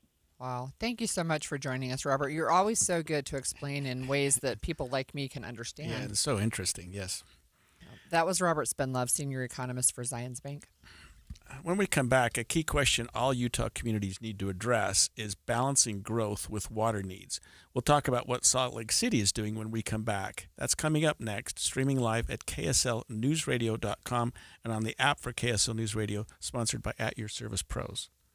If you need new windows and you live in Utah, there's only one choice. There are other window companies, but they're more expensive, and their windows aren't made in Utah for Utah's ever-changing climate. Advanced Window Products has been building state-of-the-art windows right here in Salt Lake for 39 years. And since they're the factory, they cut out the middleman, and you save 30, even 40% on new windows. Plus, right now, as they book for fall, Advanced Windows will give you $2,500 off on 10 windows or more. They build the windows, install the windows, and guarantee them for life. And since they're right here in Utah, if you have a problem years from now, just call them. They'll come over. Advanced Windows offers 0% financing, buy now, pay later. They're affordable. Get your new windows and get the energy savings before we get to winter. $2,500 off. Call them, 801-850-9100. That's 801-850-9100, or go to advancedwindows.com. I'm Andrew Saul, Commissioner of Social Security. I'm here to warn you about telephone scammers pretending to be government employees. Some of these scammers may say threatening things like you will be arrested if you don't make payments or provide personal information. Do not fall for these tricks. These calls are not from us. Real Social Security employees will never threaten you for information or money. If you receive a call like this, hang up. Never give the caller your personal information, like your Social Security number or bank account, or send money in any form, cash, gift cards, wire transfers, or prepaid debit cards. Report the call to our law enforcement arm, the Office of the Inspector General, at oig.ssa.gov. Share this information with your friends and family. No parades, no confetti, just quiet wins that changed everything. Real people, real results. Soda weight loss works. Just ask Ramon. Tying my shoes without grunting, taking stairs without gasping, running around with my kids without needing a break. That's what Soda gave me. In 16 weeks, I dropped 82 pounds. Let that sink in. He lost 82 pounds. That's amazing. Think about all that weight lifted off your bones. I owe my life to Soda. That's not hyperbole. With Soda, you don't feel alone. You get your own nutritionist guiding you every step along the way. What are you waiting for? Just imagine your friends and family's reactions when you show up at holiday parties 30, 40, 50 pounds lighter. Get started now for the best season of your life with our partner program. Because when you join now, your partner joins for free. Go to sodaweightloss.com. SOTA stands for state of the art. sodaweightloss.com. SodaWeightLoss.com. Soda is, say it with me, state of the art. Matthew. Huh? Oh, sorry. It's okay. I just need you to listen to me. I know that a lot of times, Mom, it might not seem like I'm listening to you, but I am. I hear you.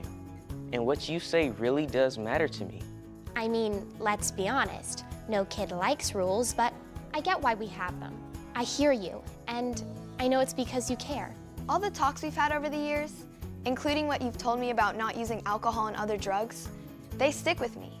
And believe it or not, they really do make a difference, especially at times that matter most. Hey, want a drink? No thanks, I'm good. So thank you, Dad, for talking and preparing me for what's ahead. Thanks, Mom, for never giving up and always being my biggest fan. Thank you for letting me know what you expect, so I can try to meet your expectations. Thank you for talking. For more information about talking with your kids about underage use of alcohol and other drugs, visit underagedrinking.samhsa.gov. We just want to have enough money for retirement. And travel to visit our grandchildren. I understand. That's why at Fisher Investments, we start by getting to know each other, so I can learn about your family, lifestyle, goals, and needs, allowing us to tailor your portfolio. What about commission-based products? We don't sell those. We're a fiduciary, obligated to act in your best interest. So how do your management fees work? We have a simple management fee based on the value of your portfolio, so we do better when you do better. We appreciate that kind of transparency. We also check in with you regularly to keep you up to date on the markets and your portfolio. What other services do you offer? As a client, you have access to resources on investing, financial planning, estate planning, Social Security, Medicare, and more. Wow, it sounds like Fisher Investments has everything we need. At Fisher Investments, we're clearly different. Learn more at FisherInvestments.com. Investing in securities involves the risk of loss. 911, what's your emergency? They kidnapped my son. What would you do if your child disappeared and someone you trusted was responsible? We thought he cared for McKay, when in fact he didn't care for anyone. Listen to Ransom now at ransompodcast.com. Inside Sources. There is no question that the state of Utah and the city of Salt Lake are experiencing massive growth. The estimated population of Salt Lake by mid-2024 was 9% above what it was the last official count of 199,000 in 2020. We now have over 200,000 people in the capital city for the first time in its history, and that's just over the last few years, and it's going to continue to grow. You know, one of the things we just talked about at the top of our show was a homeless campus to have 1,300 beds there in an area that is not currently developed. So even that is going to need additional infrastructure. Yeah, and as we're seeing more and more building, of course, there are more water needs. We know that Salt Lake is in a drought. The state of Utah is in a drought. It's getting worse. It seems to be all the time. Salt Lake City Planning Commission voted last week to recommend applying a key city water management plan to its wider general plan to meet a December 31st deadline. And to help us explain this and understand that, we have Laura Briefer, Director of Salt Lake City Department of Public Utilities. Laura, thank you for joining us this morning. Thank you. It's great to be here. And what can you tell us about how the city's approaching, and I know this is a very, very broad question, but we'll narrow it down, the demand for water as we're looking forward? Yeah, I mean, I think this really stems back on our overarching philosophy and acknowledgement that water is really essential for everything we value, our quality of life, our family, our prosperity, our environment, agriculture. And our water supply is finite, and we live in a region where water can be scarce and drought is common. So that's really why it's important for us to ensure that our planning for growth and for water now and in the future are well integrated. And we've taken some very important steps in Salt Lake City. So can you tell us what some of those steps are? Yeah, I'm just curious. I have no idea. Yeah, so we already have a very long history of long-range planning to support generations coming after us. So we have a lot of work that's been done on water supply and demand planning, out to the year 2060, 2065. We've got long-range water conservation plans. And then from the land use side, we have general plans and area plans for the city that talk about zoning. And really one of the most important things we've done now is to more meaningfully link these two plans so that the land use side and the growth side of the conversation is very meaningfully considering the water supply and demand and the water conservation. And really it's because we realize to sustain our communities and environment as we move into the future and for future generations, the reality is we all need to be much more efficient in our water use and conserve more. And this also is related to our obligations and, both our obligations morally and our obligations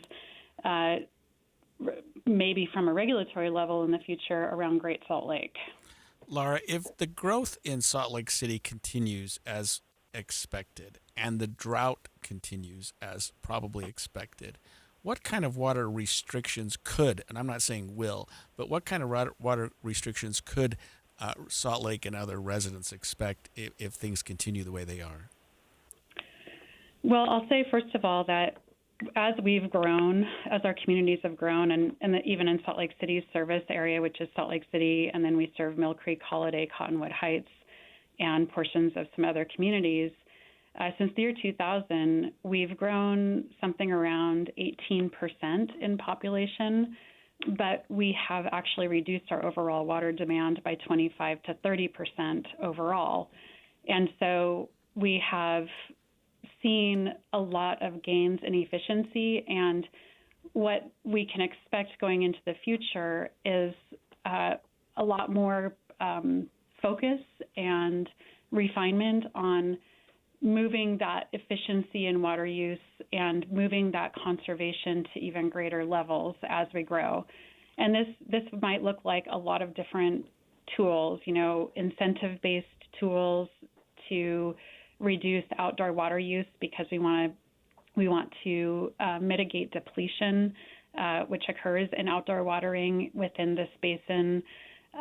We might see additional regulations. So recently, an example of that, Salt Lake City enacted regulations that put a cap on what kinds of large water users would be allowed to site themselves in our service area, so that we didn't have, really large water-intensive uses in our service area that, when we think about the trade-offs of that much water use and whatever the economic benefit is, that we didn't skew that trade-off. So we'll definitely see some additional efforts made to make our community more efficient, make our community incentivize our community to conserve more. Could you talk to us about the way Salt Lake City and its approach to water interacts with the Great Salt Lake, since you're right there? How does your approach to water work with the Great Salt Lake and the health of the Great Salt Lake? Yeah, Salt Lake City is in a unique position, I think, where we're actually involved in managing water from the highest elevations of our watersheds in the Wasatch Mountains, and then Utah Lake through the Jordan River and all the way to Great Salt Lake through our role in providing drinking water, our role in managing stormwater, and our role in managing wastewater or sanitary sewer. And so we have links to Great Salt Lake because we divert water within the Great Salt Lake Basin for our uses, and we manage the quality of the water throughout the basin, or throughout our portion of the basin, which is contained in the Jordan River Basin, to meet Clean Water Act requirements. We really have, I think, a lot of opportunity to take kind of a one water approach where we're looking at the health of the system overall and where we can bring our community along with us in terms of being a good steward of their own water use and own individual water management on their own properties to conserve water, as well as to understand where our interaction in this watershed could impact water quality. We need to look at both of those things overall. Currently, Salt Lake City's wastewater treatment plant discharges its cleaned up wastewater to Farmington Bay of Great Salt Lake. In the past, we had looked at wastewater reuse as another source of municipal water supply. Now we're looking at that wastewater reuse as possibly being more appropriate to keep in Great Salt Lake, which means that we can't count on that from municipal supply, which means that we'll have to reduce our water use even more. Laura, we've only got about a minute left, but you mentioned, and by the way, we're speaking with Laura Brieford, Director of Salt Lake City Department of Public Utilities. You mentioned that usage, if I understood you correctly, has actually gone down by 25%. What has contributed to that? And I'm sure there are a number of things, but what would you say is the overarching reason that that's occurred? I think in our community we've gained a lot of efficiency, both on indoor water use with more water efficient appliances and building requirements. And then because there has been a lot more awareness in our community around outdoor water use and conservation, people have watered more efficiently in terms of outdoor water use. Now, that's not to say that there's not room for a lot of additional conservation, and those are the things that we're going to be narrowing in on. We've got a draft water conservation plan out for public comment, which can be found on our website, and we would love to have the community take a look at that and give us feedback. Thank you so much for joining us today. Water is going to be a topic forever, I think, in Utah. But right now we're going to pivot. And Robert F. Kennedy Jr. has been testifying in front of Congress about vaccines, the firing of the CDC director, other public health questions. It has not been tame. We're going to take you there live next.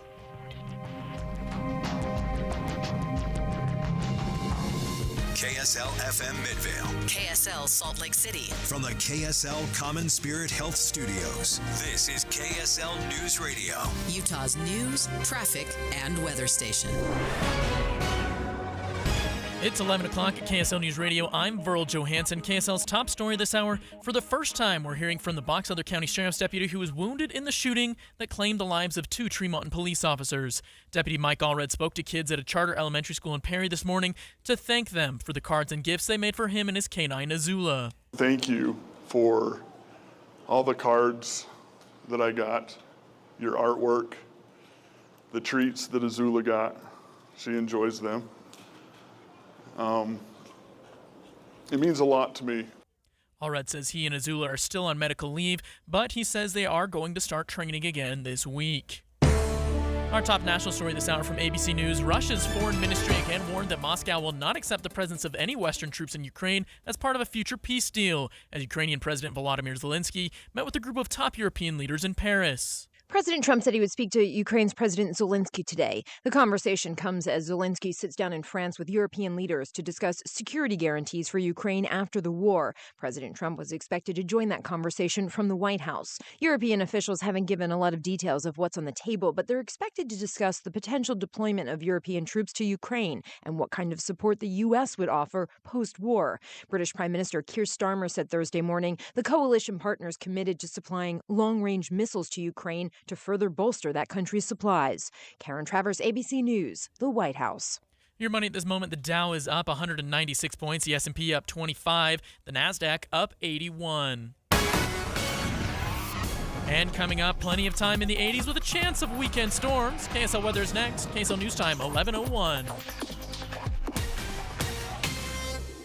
A reminder about the simplest way to get updated for your day. Hit your KSL preset when you jump in the car, and we'll take care of the rest. Hear key news updates and traffic reports. Andy and Amanda from 5 to 9 in your car. KSL News Radio at 102.7 FM. The power of we believes in you. It advocates for you. It completes your circle. It makes sure you have the strongest circle possible. And with Intermountain Health in yours, you'll always have the care you need to live the healthiest life possible. That's the power of we. Intermountain Health. Ticket packages for the Utah Mammoth 2025-26 season are available now. From full season and half-season packages to mini plans and other flexible options, choose the ticket package that fits you best and be part of the action all season long. Call or text 801-325-PUCK to talk with a rep or visit nhl.com/Utah/tickets/season tickets to learn more. Be advised, this is your opportunity to save up to 40 to 80% on a hot tub or swim spa this weekend only, Friday through Sunday, Mountain America Expo Center, Sandy. Be advised, this is your opportunity to save up to 40 to 80% on a hot tub or swim spa this weekend only, Friday through Sunday, Mountain America Expo Center, Sandy. 18-month interest-free financing. Our factories have demanded we sell 1,000 hot tubs and swim spas this weekend. Mountain America Expo Center, Sandy. Huge factory incentives, factory rebates, this weekend only. Mountain America Expo Center, Sandy. We can remove your old hot tub. Free delivery of your new hot tub. Hot tub starting at $2,999. Mountain America Expo Center, Sandy. Free delivery of your new hot tub. Just relax and enjoy. Mountain America Expo Center, Sandy. Friday, 2 p.m. to 8 p.m. Saturday, 10 a.m. to 8 p.m. Sunday, 10 a.m. to 6 p.m. Free admission, free parking, free delivery. Mountain America Expo Center, Sandy. Call 833-SPA-SALE or visit hottubandSwimSpaSale.com. Traffic and weather together, brought to you by Mountain America's MyStyle checking account. Here's Heather Kelly. Well, the crash we had on I-215 eastbound near Union Park Avenue just cleared a couple of minutes ago. It had been there for a couple of hours. Now it's gone. No slowdowns in the area. In fact, you've got good speeds no matter which freeway you want to take across the Wasatch Front. That's I-15 throughout Utah, Salt Lake, Davis, and Weber counties, both directions. No problems coming out of Tooele County right now on SR-36 or I-80. And if you're in the Salt Lake Valley, it's a pretty good commute on Bangerter Highway and Mountain View Corridor as well. Advanced Window Products offer Graber window coverings, high-end quality with that best warranty. Save 30% off when you mention KSL. AdvancedWindows.com. Heather Kelly in the KSL Traffic Center. Today's high 88 degrees with mostly cloudy skies. Tomorrow we're looking at a high of 87 before we cool off to 84 degrees on Saturday with a 40% chance of rain. Right now, cloudy skies and 81 degrees in Salt Lake City. I'm Burl Johansson from the KSL Common Spirit Health Studios. Listen online at KSLNewsRadio.com. We're Utah's news, traffic, and weather station. The all-new Inside Sources. Your inside access to the people and policies shaping Utah's future. Here are Greg Skordas and Holly Richardson on KSL News Radio. Health and Human Services Secretary Robert F. Kennedy Jr. faced a tough Senate hearing today after last week's firing of Susan Menares, the director, at least the former director of the CDC. It was not tame. And if you're just watching the body language, we're looking at Elizabeth Warren right now and Robert F. Kennedy Jr. Just these people are just going at it, and it's been really interesting to see how, and even some Republican senators have been grilling him pretty hard. Yeah, he has faced deep criticism, and we've talked on this show this week. He has had 9 former directors of the CDC call for his resignation or his firing, and then just yesterday we found out that there were over 1,000 current and former employees of the CDC saying he needs to step down. So he has faced deep criticism from lawmakers as well, and ABC's Stephen Portnoy has more on that. Appearing before the Senate Finance Committee, Health Secretary Robert F. Kennedy Jr. defended the CDC director's firing. We are the sickest country in the world. That's why we have to fire people at the CDC. Susan Menares writes in the Wall Street Journal that she was fired after less than a month on the job because she refused to pre-approve recommendations on vaccines. Kennedy insisted to the panel he didn't tell her to do that. But top committee Democrat Ron Wyden said RFK Jr. is dead set on making it harder for children to be vaccinated. Kids are going to die because of it. Stephen Portnoy, ABC News, Washington. Ouch! That's what's getting awkward and problematic for this whole thing. We saw that 9 of his former directors resigned within the last few days. And no. So 9 former directors say he should be removed, but it was when the CDC director got fired, then he had 4 people who were director of different departments who resigned. Yeah, right. Finance Committee Ranking Chairman Senator Ron Wyden met Kennedy with some pretty fierce criticism. Robert Kennedy has elevated conspiracy theorists, crackpots, and grifters to make life or death decisions about the health care of the American people. And it seemed like a lot of the questioning in this committee was more statements than questions. That does happen a lot, actually. But Senator Mark Warner did not relent in his grilling of Secretary Kennedy either. Do you accept the fact that 1 million Americans died from COVID? I don't know how many died. You're the Secretary of Health and Human Services. You don't have any idea how many Americans died from COVID? And that was only part of what they were dealing with here. But Robert F. Kennedy Jr. certainly dug his heels in, and he was very animated as well. I'm just watching this. He didn't back down. And I don't know where we're going with any of this or what's going to come of it, but he was grilled by senators for some time. It started at 8:30 this morning and just ended a few minutes ago and went back and forth. Senator Bernie Sanders gave a passionate opinion about Secretary Kennedy and accused many of the senators of accepting money from pharmaceutical companies to fast-track the COVID vaccine. Okay, you were already president. You got a billionaire behind it. You received $300,000 from people, not from the industry, people in it, as I did, from individuals. You corrupt. President Trump got $3 million. Every Republican got corporate PAC money for the pharmaceutical industry. Democrats as well. Everybody is corrupt, but you? Is that what we're looking at? I don't think so. And I think the issue now... I don't even know what you're talking about. So he, RFK, as you mentioned, he defended his decisions and criticized the actions of the CDC during the pandemic. We literally did worse than any country in the world. And the people at CDC who oversaw that process, who put masks on our children, who closed our schools, are the people who will be leaving. So, it's interesting that he says that because the person who was just ousted, the director, Susan Menares, she was put in place less than a month ago. She was a Trump pick. President Trump picked her, and she was praised by RFK Jr. in her confirmation hearings just a month ago. Yeah, you wonder where we're going with the Department of Health and Human Services and specifically with the Center for Disease Control. They've always been very much a foundation of us and our understanding of, well, when do we get vaccines? What do we do with our children? How can we make sure that our society is safe? And there seems to be, from both sides, and I'm not going to blame RFK Jr. specifically, but that seems to be complete chaos right there in those departments. Yeah, and I think that's one of the things that people have used to describe the department recently is chaos, right? That there's, and in fact, I saw just some of the testimony as I'm looking at screens during some of our breaks, is even RFK Jr. himself calls it chaotic over at the CDC. Now, I think there's disagreement between who is causing the chaos and what the chaos looks like, but there definitely, I think there's broad agreement that there's chaos at the CDC right now. So I didn't recognize, or I guess realize is the right word, that this was going forward. And I mean, has this been something that was planned for a while? He's just brought to the table right in the midst of all this controversy that's happening up at the CDC. Maybe the Senate said, hey, we need to get a handle on this sooner rather than later. I don't know how long they have had this on the docket, but I know that they can and do call people in front of them to give an accounting on a regular basis.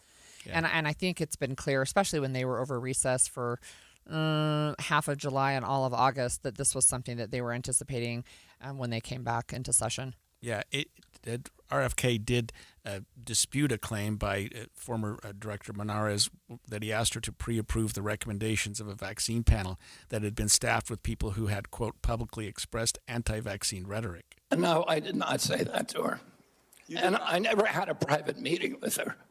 So there are witnesses to every meeting that we have, and all of those witnesses will say, I never said that.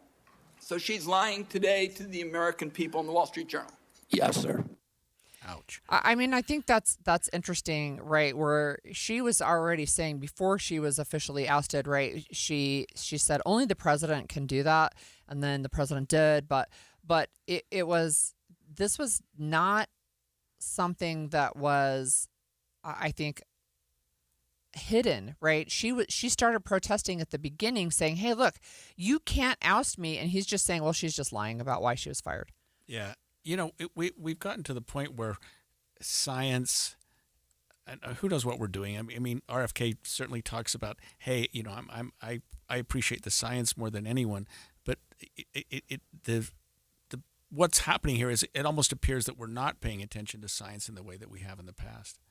It's a different approach, I think, to science. So one of the things that I saw, again, as we were watching some of this coverage, is that RFK Jr. said he wants everything to be data-driven, scientifically backed. And I think that people agree with that sentiment, except for what they're looking at and what he is saying is scientific is different than what other people are saying is scientifically based. That's one of the questions, is who decides the science. And it, for a long time, people, I think, felt like the data coming out of scientific research, peer-reviewed scientific research, which is considered the gold standard, that's the data. So, for example, with measles vaccines, we know that there was a dramatic drop in deaths related to measles in kids after the vaccine became widely available, right? We know that the numbers dropped, but some people are saying, well, it wasn't really from the vaccine. Maybe it was from this other reason. And I thought it was interesting that RFK Jr. said that Operation Warp Speed was a tremendous success. And if you remember Operation Warp Speed, that was the development of the COVID vaccine that began under President Trump and continued during the last year of his presidency in 2020. You know, we can look back on the way we handled COVID and second guess the way everything was handled then, in terms of not working, shutting things down. The disease continued to go throughout the entire country, through the whole planet, actually.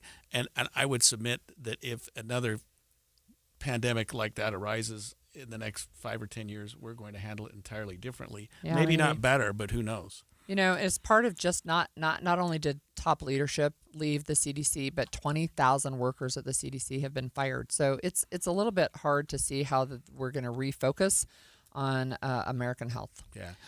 The Florida Attorney General just announced what they're doing about vaccine mandates.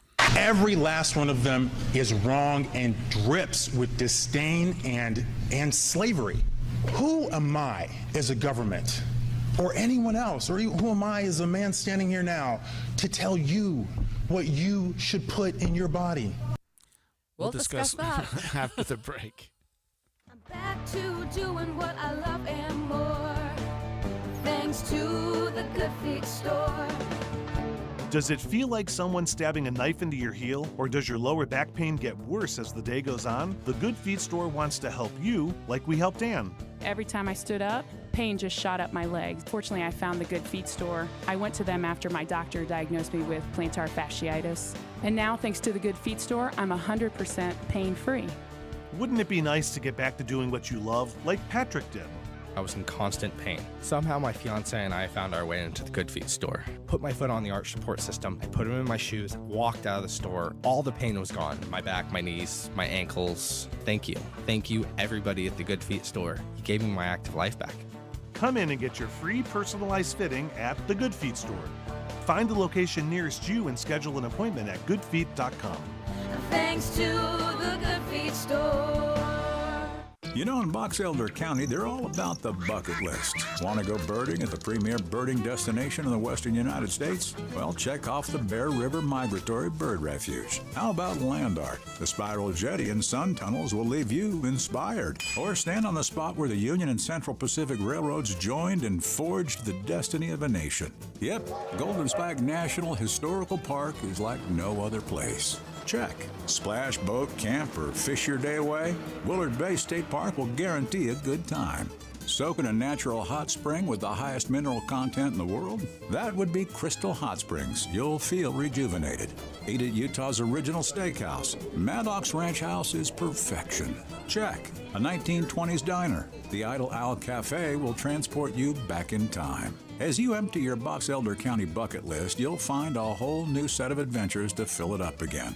Fill up your bucket list at visitboxeldercounty.com. I'm Ed Evans, CEO of Consumer Cellular. We're dedicated to serving people 50 and up like me. Our needs are different. Big Wireless wants us in an unlimited plan, but if you're not using all that data, you're probably getting used. At Consumer Cellular, we're focused on affordable, reliable plans, including data that suits your needs, not ours. Our plans start at just $20, and you'll get the best customer service in the business. Call 1-888-FREEDOM or visit consumercellular.com/facts. Plans include $5 credit for auto pay and e-billing. See site for additional facts.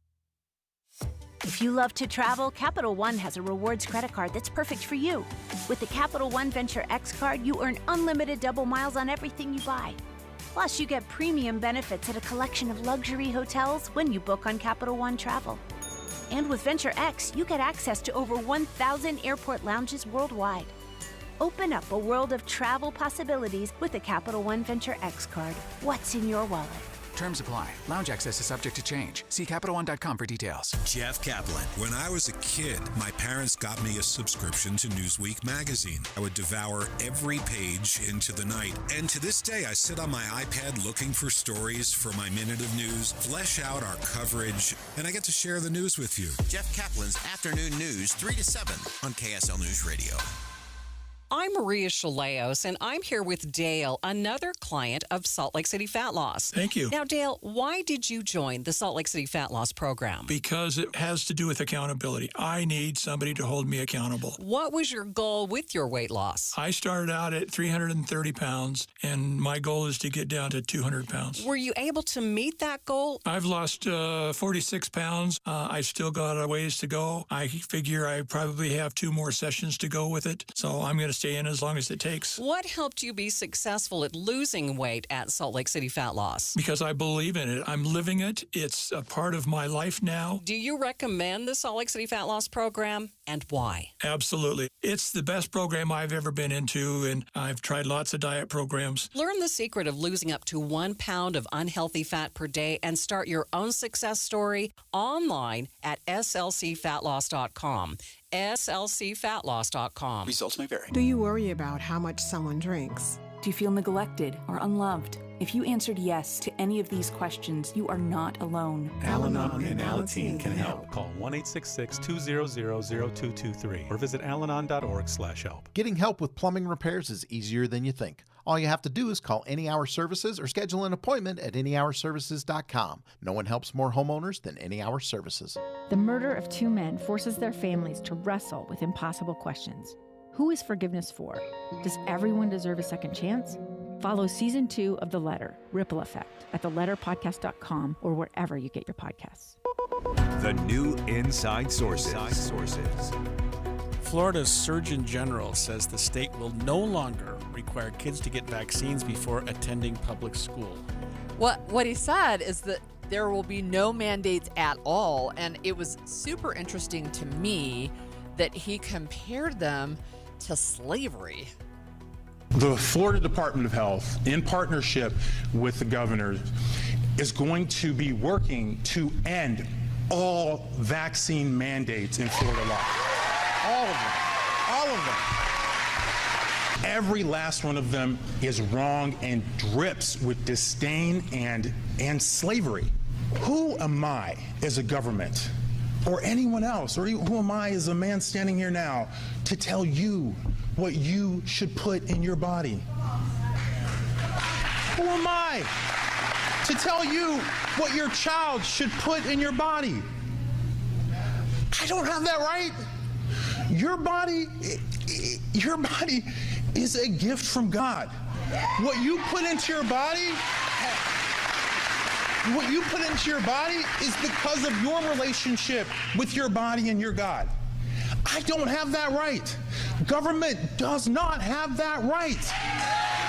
They want you to believe they have that right. It's definitely interesting. Yeah, I don't get it. I mean, he kept saying the word should, what you should put in your body.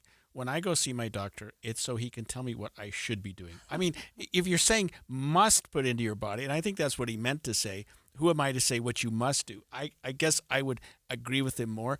But, dude, you're a doctor. Saying what you should be doing, I don't know that what's the problem with that? I guess I don't understand his argument. And then he compares it to slavery. Well, first of all, you have to know that this is he is a black man. It's Dr. Joseph Ladapo, and he is a surgeon general, which is an interesting title. Utah doesn't have a surgeon general, but Florida, that's what they call it. We have a director of the Department of Health, but we don't have a surgeon general. But in any case, whatever the label is, he just said no mandates. And what's interesting is if you listen to the words that he just said, those are the arguments that people have made for women having the right to choose what happens with their bodies, right? And so now you have this split where you say you can choose in this situation, but you can't choose in this other one.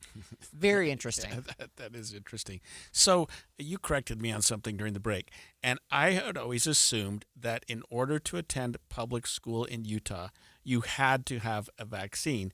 And I guess that's true in part, but not true in part. Right, because there are mandates, there are vaccines that you need to have to go to school. However, you can get an exemption for those, and it's actually relatively easy to get an exemption. You can get a personal exemption, and the schools have all that documentation. So you either have to submit the exemption or you have to submit your vaccine record. And if there's an outbreak, for example, of measles, right, we know that there have been at least 11 cases in Utah. I think there were 2 more after kids went back to school. If there's an outbreak, then they are going to tell the kids who are not vaccinated to please stay home during that time. Oh, I see how it works. Because you say it's a mandate, but there's a mandate with an exemption available. And I don't know what Florida's law, but you could hear that there was cheering when they made that announcement. And parents in Florida were divided by the decision. Some of them said it was really dangerous. Some of them said they thought it was great to grant freedom to parents and children. One Florida mother had this to say. It should be the parent's choice whether they're vaccinated. It should be the child's choice whether they're vaccinated. And another parent had a different point of view.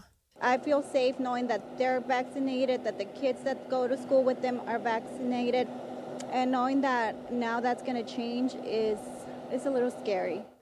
I guess knowing that you're sending your kid to a school where all of the kids or most of the kids are vaccinated, to that woman gives her some solace, gives her some comfort. And if you don't know that anymore, who knows what you're going to open up. And I've never understood until the COVID thing came around the idea of herd immunity. Herd immunity, but yeah. But I get the impression that if the huge majority of people are vaccinated, it tends to really make a huge difference, more than you'd expect,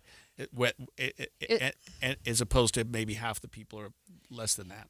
So herd immunity has to do with having enough disease process that you have built up this immunity. The idea behind vaccination, right, is that you create this resistance to these diseases. And so we know that with what we saw with the COVID vaccine, and I know that it can be controversial, but the people who got the disease after the vaccine were less sick, less likely to die, less likely to be in intensive care than people who did not get the vaccine. And I think it's fair to talk about some of these diseases that we used to consider normal childhood diseases were not mild for people. Some people they were, but you think about polio. My dad grew up with people who got polio and ended up in an iron lung. It's not that long ago that polio was really destructive. And now we just don't have it in the United States, but we have a vaccine and babies get it and kids get it before they go to school, right? So you can say there's really a large number of the population that has been vaccinated against polio. Yeah, I understand the choice aspect of this. I guess what I don't understand, this will open up a floodgate, so it's just as me talking, is the downside to a vaccine. I mean, we haven't seen necessarily, although Robert F. Kennedy Jr. would differ with me, that there's an adverse effect to vaccines. There's adverse effect to anything you do, but there are ways that people can report adverse effects to vaccines. Now I'll share a personal family story. So one of my daughters, our second daughter that was born to us, was born with significant disabilities, and she also had a seizure disorder. And when she got her first set of baby shots, she did have seizures, and her physician advised us not to give her certain vaccines for the remainder of her life, right? She could get some, but not others. And that was because of her personal risk factors, right? So there are consequences that can happen from vaccines, right? We do know that. But overall, right, that is a decision that people usually make in conjunction with their doctors. And we have a couple of texters who have asked this question or made this statement. One said, having been a parent, parents are not health experts. Doctors should give parents the best information that they and their children need to make a good decision. Somebody saying insurance companies won't cover the vaccines. That's interesting. I think that might be the case with some of the more controversial ones. I don't think it's the case with the childhood ones. We'll see. But I think what they're saying is if it's not mandated, insurance companies don't necessarily have to cover it. Right. And I think that's what some parents are concerned about. Well, hey, if it's just an optional thing, my insurance company won't cover it. And I'm just speaking out loud. I don't know that I'm thinking out loud. I don't know that that's necessarily right. true. But remember, we just had a conversation with Lois Collins, who's she does a lot of health stories for the Deseret News. And one of the things that she said was that the American Academy of Pediatrics is breaking with the CDC on some of their recommendations, specifically on vaccines. So you have a large national medical organization focused on the health of children who are saying, we think you should have these vaccines, right? So I don't know about the insurance company question. We do have a texter asked me the question specifically, what does him being a black man have to do with it? And I think the reason I mentioned that specifically is because he compared it to slavery. So he is someone who is sensitive to that, and he compared it to slavery. I think it would be wildly inappropriate for a white physician to say this is like slavery. I don't know, but that is why I mentioned that. So that's an answer to your question. Yeah. Speaking of children, Dr. Paul Offit, director of the Vaccine Education Center at the Children's Hospital of Philadelphia, spoke on the progress made by vaccines historically. In the 1970s, there were school vaccine mandates across the country, but they weren't enforced. And then you had these major outbreaks in Los Angeles, in Detroit, in Alaska, of tens of thousands of people, children who had measles. And with those enforcement of school vaccine mandates, you ended those outbreaks. Now, if you're going to take away that tool, you are going to severely limit your capacity to control these outbreaks.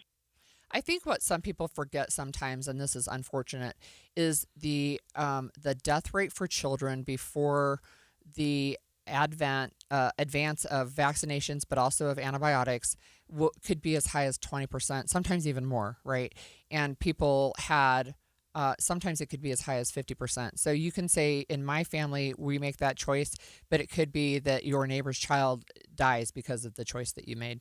Yeah, and I think a lot of people feel like choice, especially on the part of parents, is an important thing. So it is, yeah, right? You can argue it both All right. ways. Okay, Greg, you drive an electric vehicle. How do you think Utah is ranked in the list of best states for electric vehicles? I'm thinking we're near the bottom. It is not We're doing number a bad one job for here. sure. It is not number one. We'll talk about that when we come back after the break. 11:30 at KSL News Radio. I'm Becky Bruce. KSL's top local story this hour. People coming to downtown Salt Lake City will now be able to pay for parking for 4 hours instead of just 2. Shortly after the Salt Lake City Council increased parking fees to $3.50 per hour, they are now increasing the length of time you can plug the meter. KSL.com reports both drivers and businesses complained that when people come to downtown for dinner and an event, it was very prohibitive to only be permitted 2 hours of parking. Now, event goers can pay up to 4 hours for parking after 6 p.m. on weekdays and all day on Saturdays. The 2-hour rule stays in effect during working hours. Parking will remain free on Sundays and holidays. Heather Kelly, KSL News Radio. Our top national story this hour from ABC News. Health Secretary Robert F. Kennedy Jr. testified before a Senate committee this morning. In it, Kennedy disputed a claim by the ousted CDC director that he had ordered her to pre-approve vaccine recommendations. No, I did not say that to her. And I never had a private meeting with her. So there are witnesses to every meeting that we have, and all of those witnesses will say, I never said that. So she's lying today to the American people in the Wall Street Journal? Yes, sir. Kennedy has also claimed COVID vaccines are less necessary than they once were because the virus has mutated. Your money at this moment, all the markets in positive territory. Dow up 245, S&P 500 and NASDAQ also both up just about 0.5 percentage point. Coming up, highs in the 80s. KSL weather is next. KSL News Time, 11:31.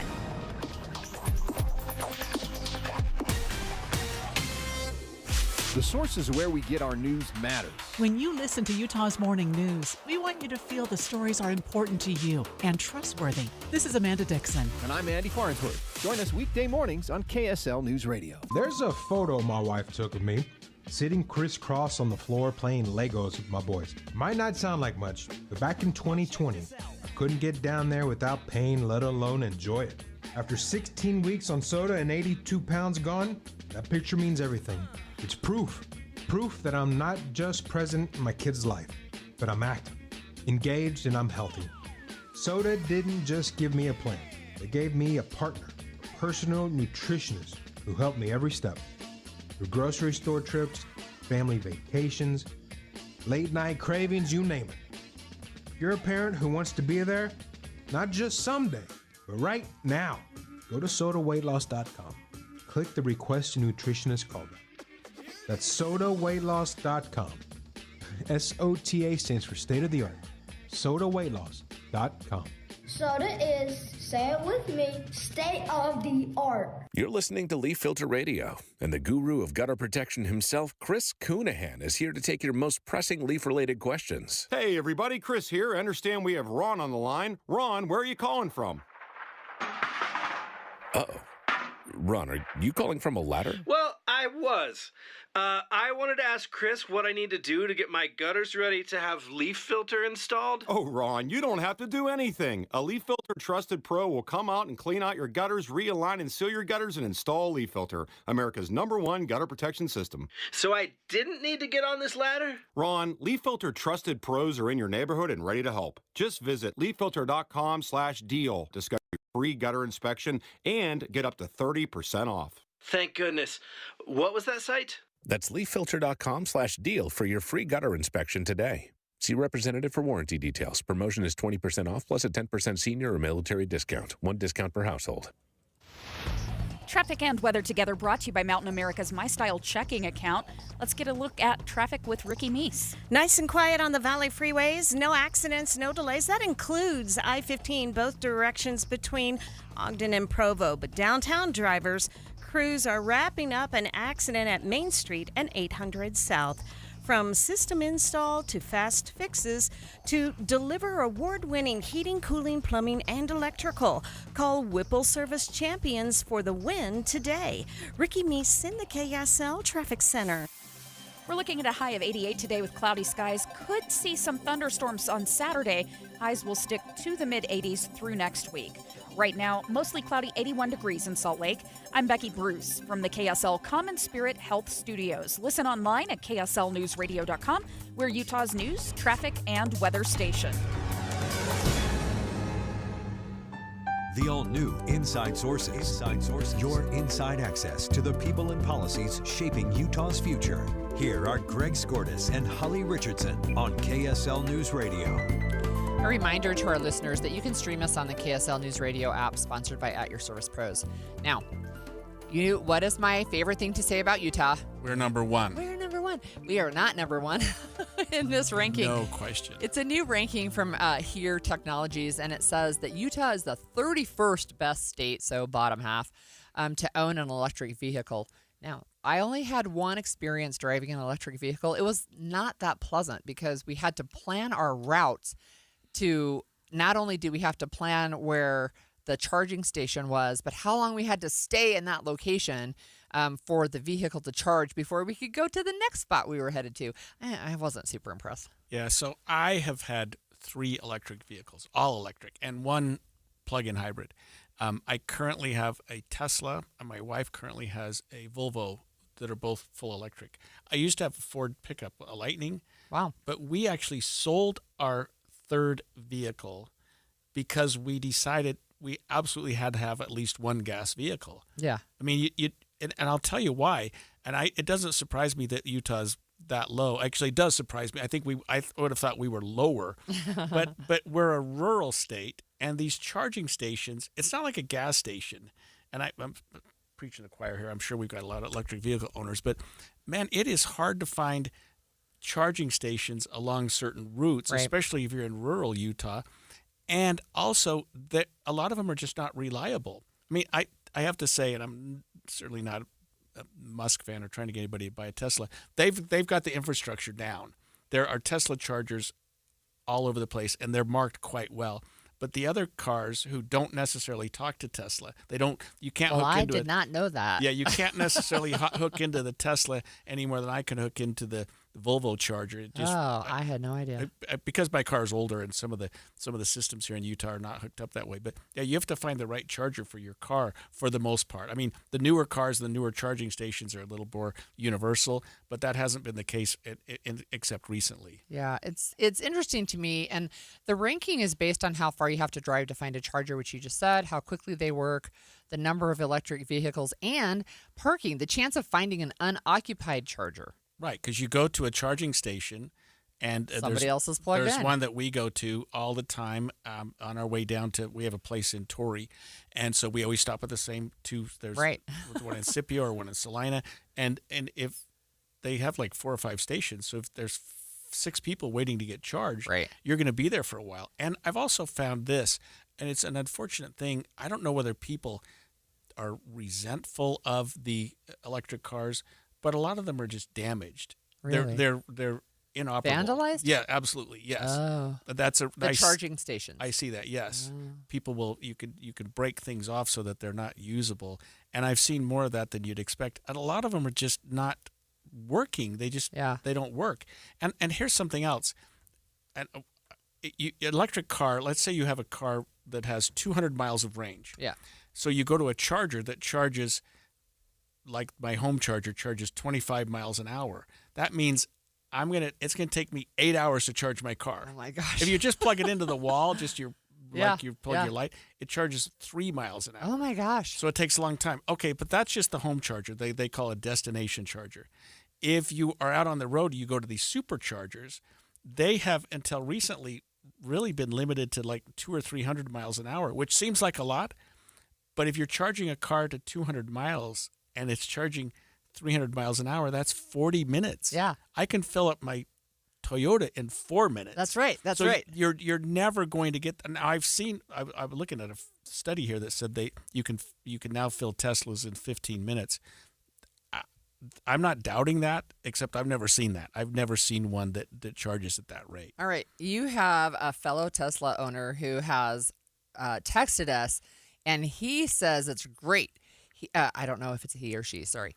I drive my Tesla back and forth to St. George frequently. I have to make 2 stops to do that drive from Davis County. Only 10 minutes each time. Total stop time is 20 minutes.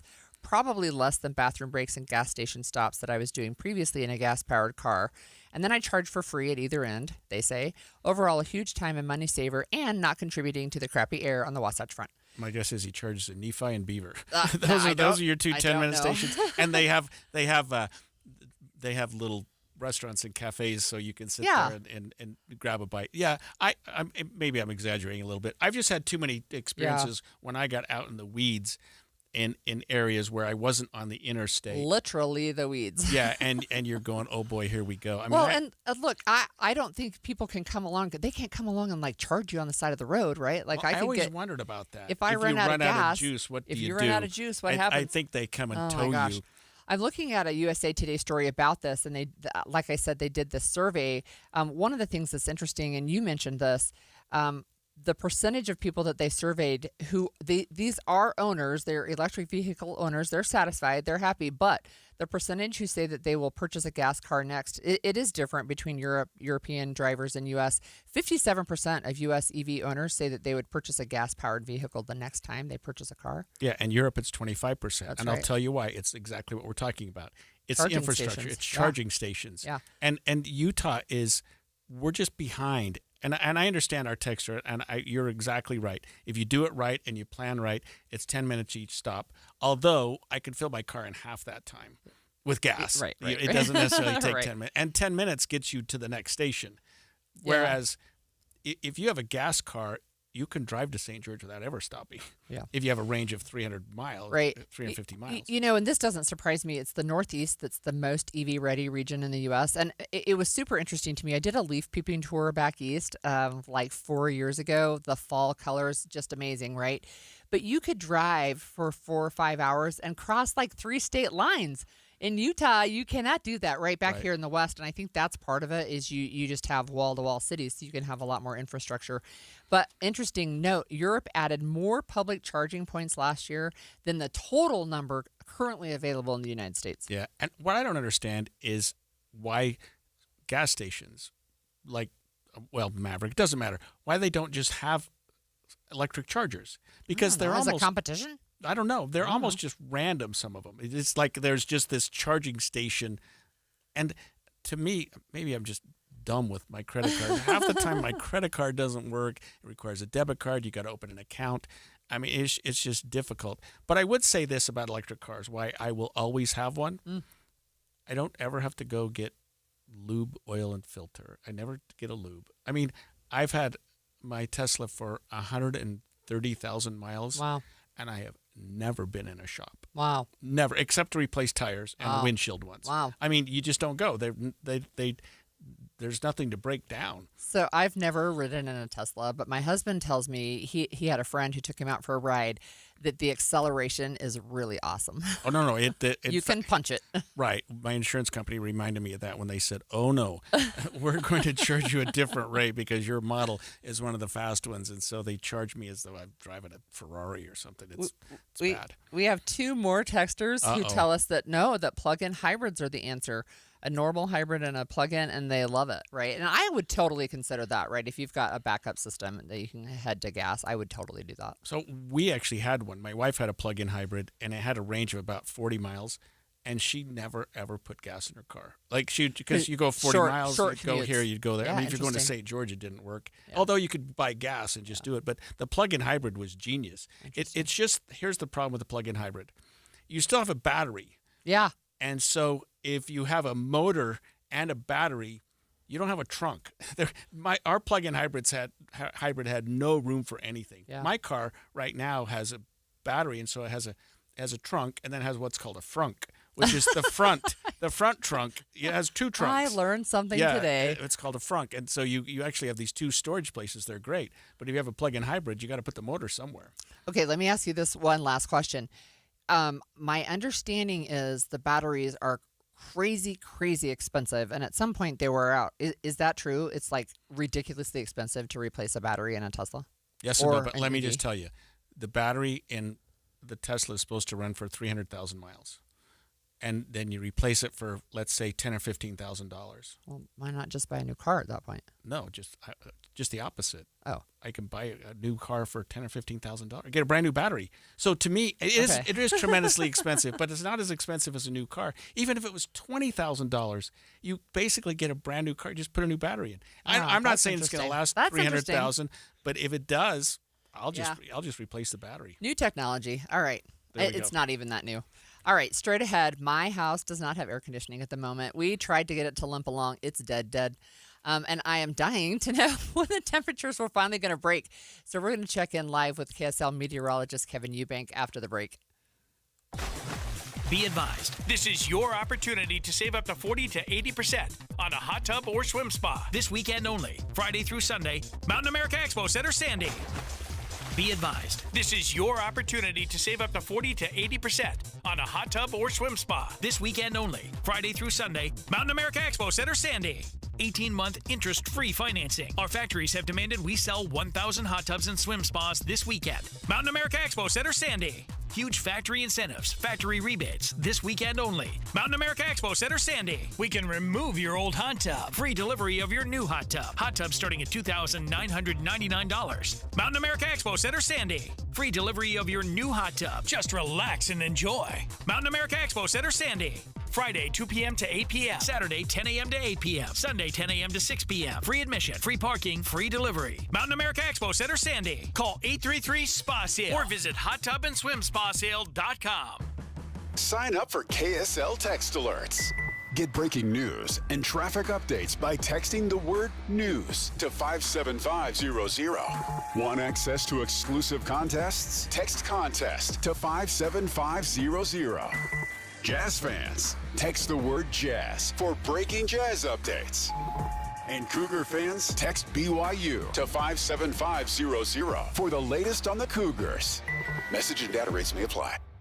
If you need new windows and you live in Utah, there's only one choice. There are other window companies, but they're more expensive and their windows aren't made in Utah for Utah's ever-changing climate. Advanced Window Products has been building state-of-the-art windows right here in Salt Lake for 39 years. And since they're the factory, they cut out the middleman and you save 30, even 40% on new windows. Plus, right now as they book for fall, Advanced Windows will give you $2,500 off on 10 windows or more. They build the windows, install the windows, and guarantee them for life. And since they're right here in Utah, if you have a problem years from now, just call them. They'll come over. Advanced Windows offers 0% financing, buy now, pay later. They're affordable. Get your new windows and get the energy savings before we get to winter. $2,500 off. Call them, 801-850-9100. That's 801-850-9100, or go to advancedwindows.com. Vanity Fair calls BritBox a delicious streamer. Collider says everyone should be watching. Catch Britain's next best series with BritBox.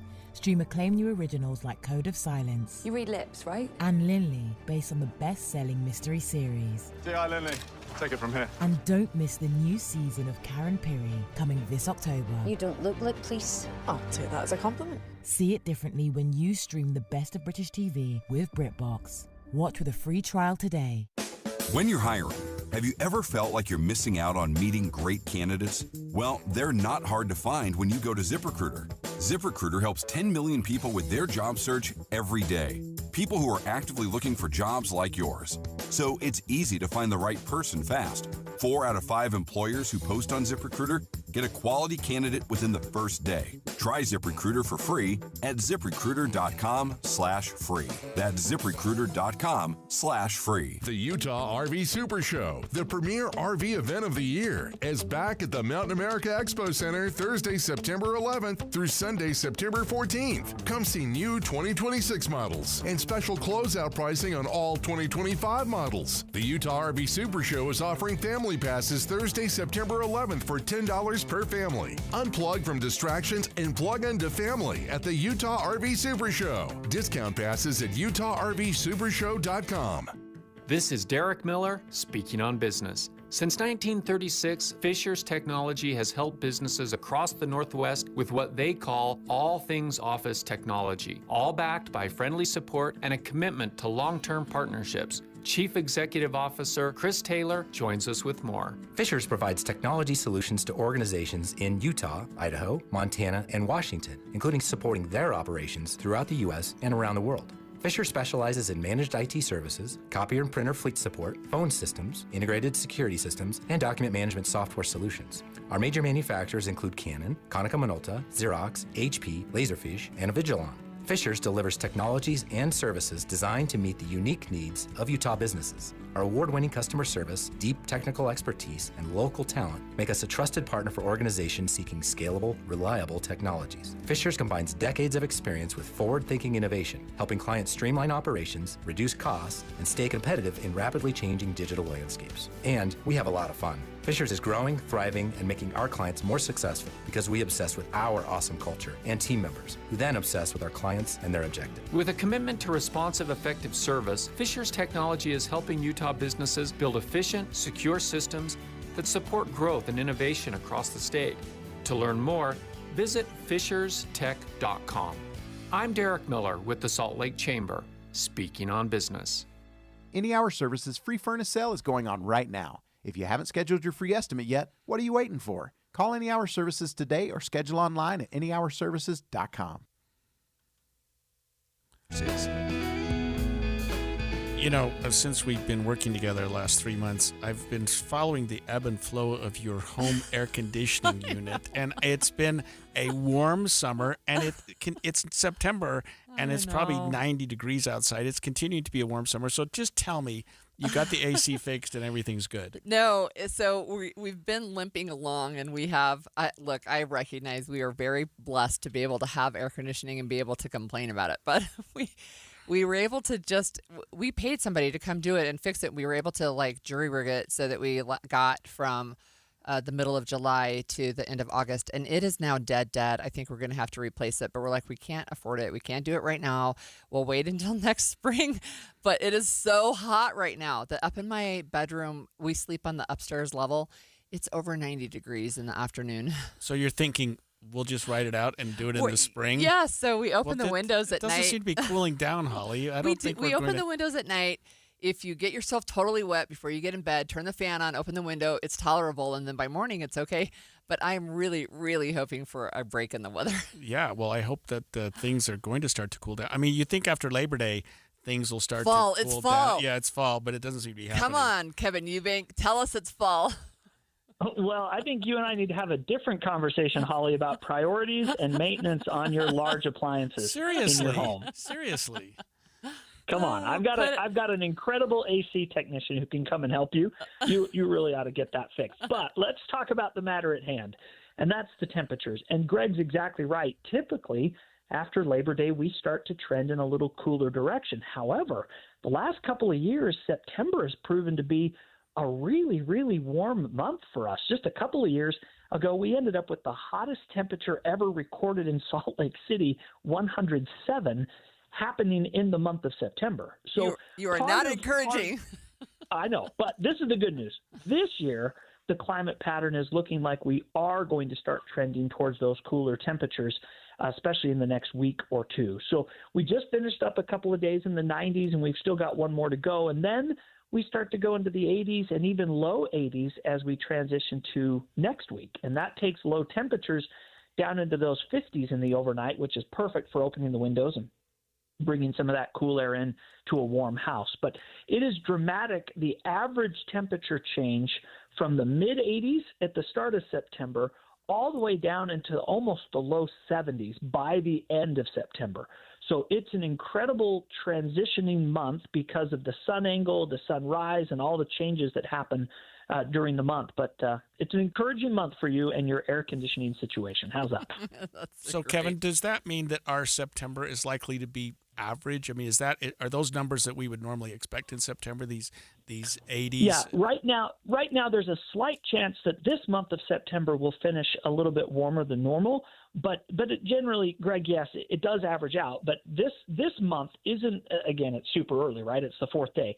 It doesn't look like we've got some of those extremes.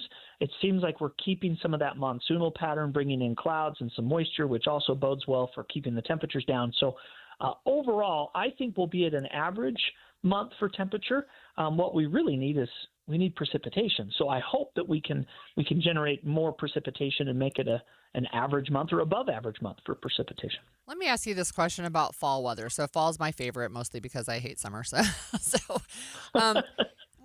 it feels to me, like we go hot, hot, hot, hot, and then all of a sudden it's like there's no fall and we've got freezing temps. Is that just my imagination?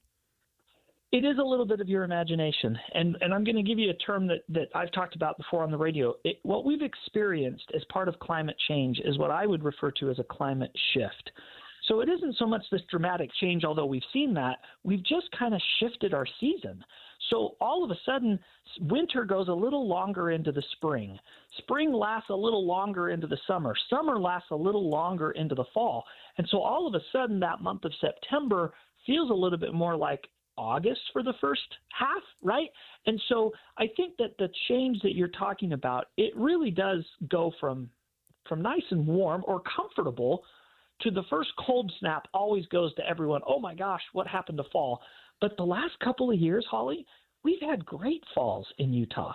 Prolonged fall leaves, prolonged mild temperatures, not an onset of early snow. So, I mean, meteorologically, it actually has been a really nice couple of falls the last couple of years. And so maybe it's the air conditioning furnace thing you've got going on. I don't know what's caused that PTSD. Kevin, one last question. You mentioned that the future, at least the near future, seems to be cooler temperatures, and you sort of hinted at precipitation. What do the numbers show us? What do the patterns show us in terms of potential for water? Well, southern Utah over the next 7 to 10 days has the best chance of getting some precipitation, but even then it isn't huge.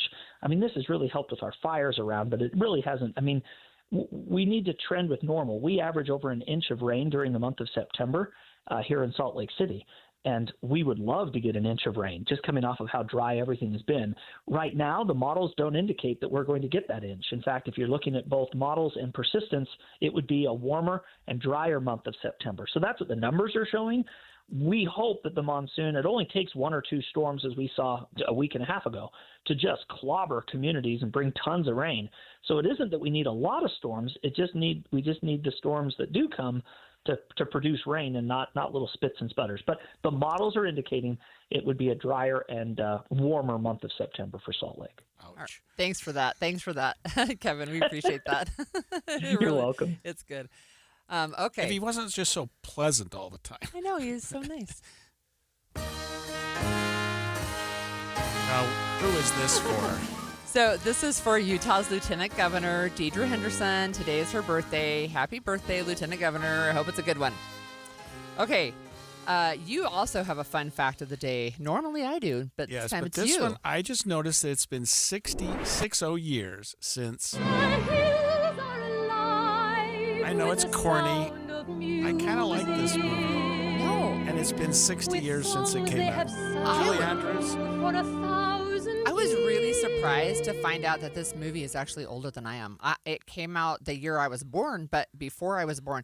So interesting. Yeah, my kids are familiar with this movie, right? The Sound of Music and all of that It's just stuff. a fun movie. Super fun. I love watching Super it. fun. Okay, a couple more fun facts of the day. Sometimes they're fun, sometimes they're less fun. Okay, so today, it's been 19 years ago today that Steve Irwin, who was the Australian naturalist, TV personality, crocodile hunter, that he died from a stingray attack. Was he the crikey guy? Yeah, he said crikey. He lost when he died on September 4th, 2006. He was only 44. He left behind his wife, Terry, and their two young children at the time, Bindi and Robert. Both of them are adults now, and I think they're carrying on their father's legacy in conservation a lot. It was really interesting. His wife remembered that he whether she called it a premonition or not, he seemed to know that he was going to die young. And so one of the things that he always told her basically is just live full out, right? Because you never really know. He definitely did. He wrestled alligators, and he talked about venomous snakes, and sometimes people being dumb with poisonous snakes, like you poke them, they'll bite you and they'll kill you, right? He had this to say. I put this in my Utah Policy newsletter this morning. He said, crocodiles are easy. They try to kill and eat you. People are harder. Sometimes they pretend to be your friend first. Ouch. Seriously. And it was fun that his daughter, Bindi, sort of carried on his legacy. I remember she was doing his show for a while. Yeah. So I just remember hearing the news that when that happened, right? Stingrays are usually pretty docile. They're not sure exactly if they thought that he was maybe a tiger shark or something that was a natural predator of theirs. But yeah, he ended up dying on this day,